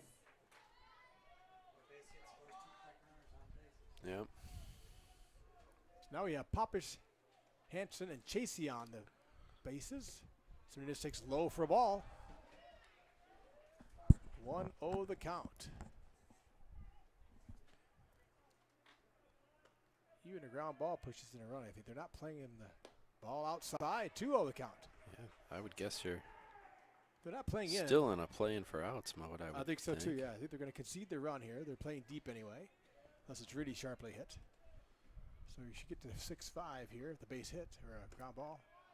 There's a pitch, nice ball in the outside corner for a strike. 2-1. 1 out, bases loaded.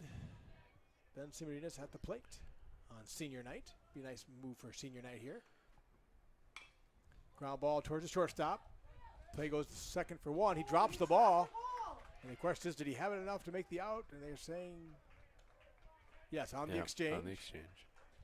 So a run does score, though, so we're 6-5. Runners on first and third. 2 outs, and I think it's Landon Howard at the plate. What are they asking for here? A little conversation.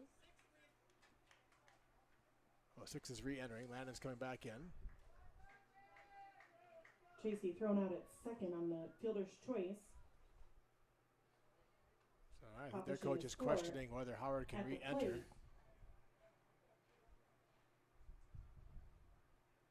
Number 6, Landon Howard.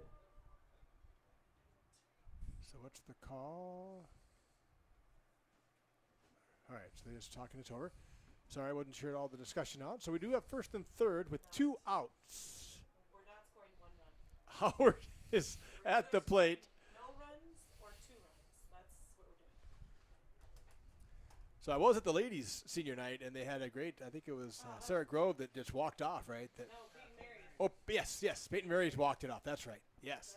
Peyton Mary hit it to her number in right center field. It was beautiful, well done. So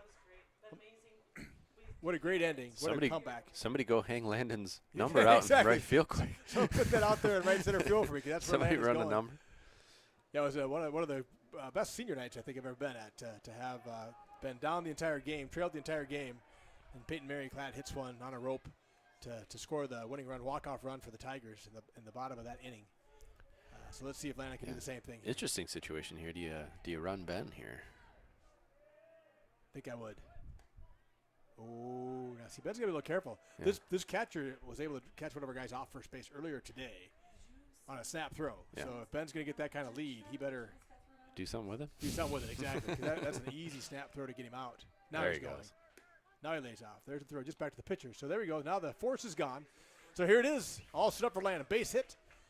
Right center field. We're going to score 2 because Simo's not going to stop coming around third. So 1-1 the count. 2 outs. Runners on second and third. Bottom of the 10th. Landon Howard at the plate. He could possibly catch Trey. You're going to try. Landon, let's go. 2-1 goes the count.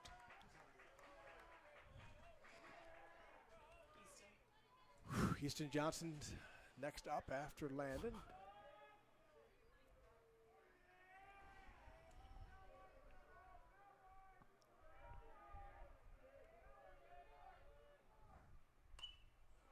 Landon fouls it off, so we're 2-2.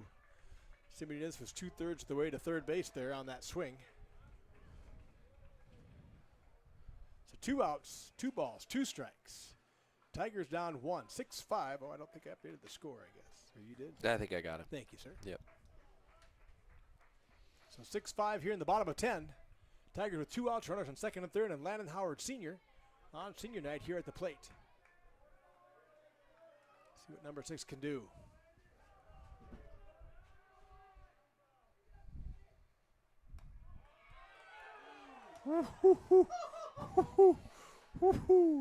Full count.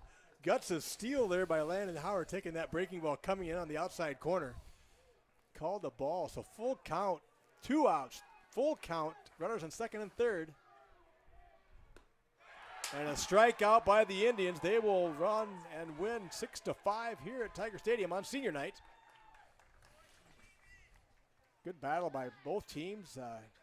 Tigers get 2 coming back, though, after giving up 3 in the top of the 10th to make it interesting. And that'll do it here from Tiger Stadium on senior night. The Tigers fall 6-5 to the Indianola Indians. Great game in 10 innings.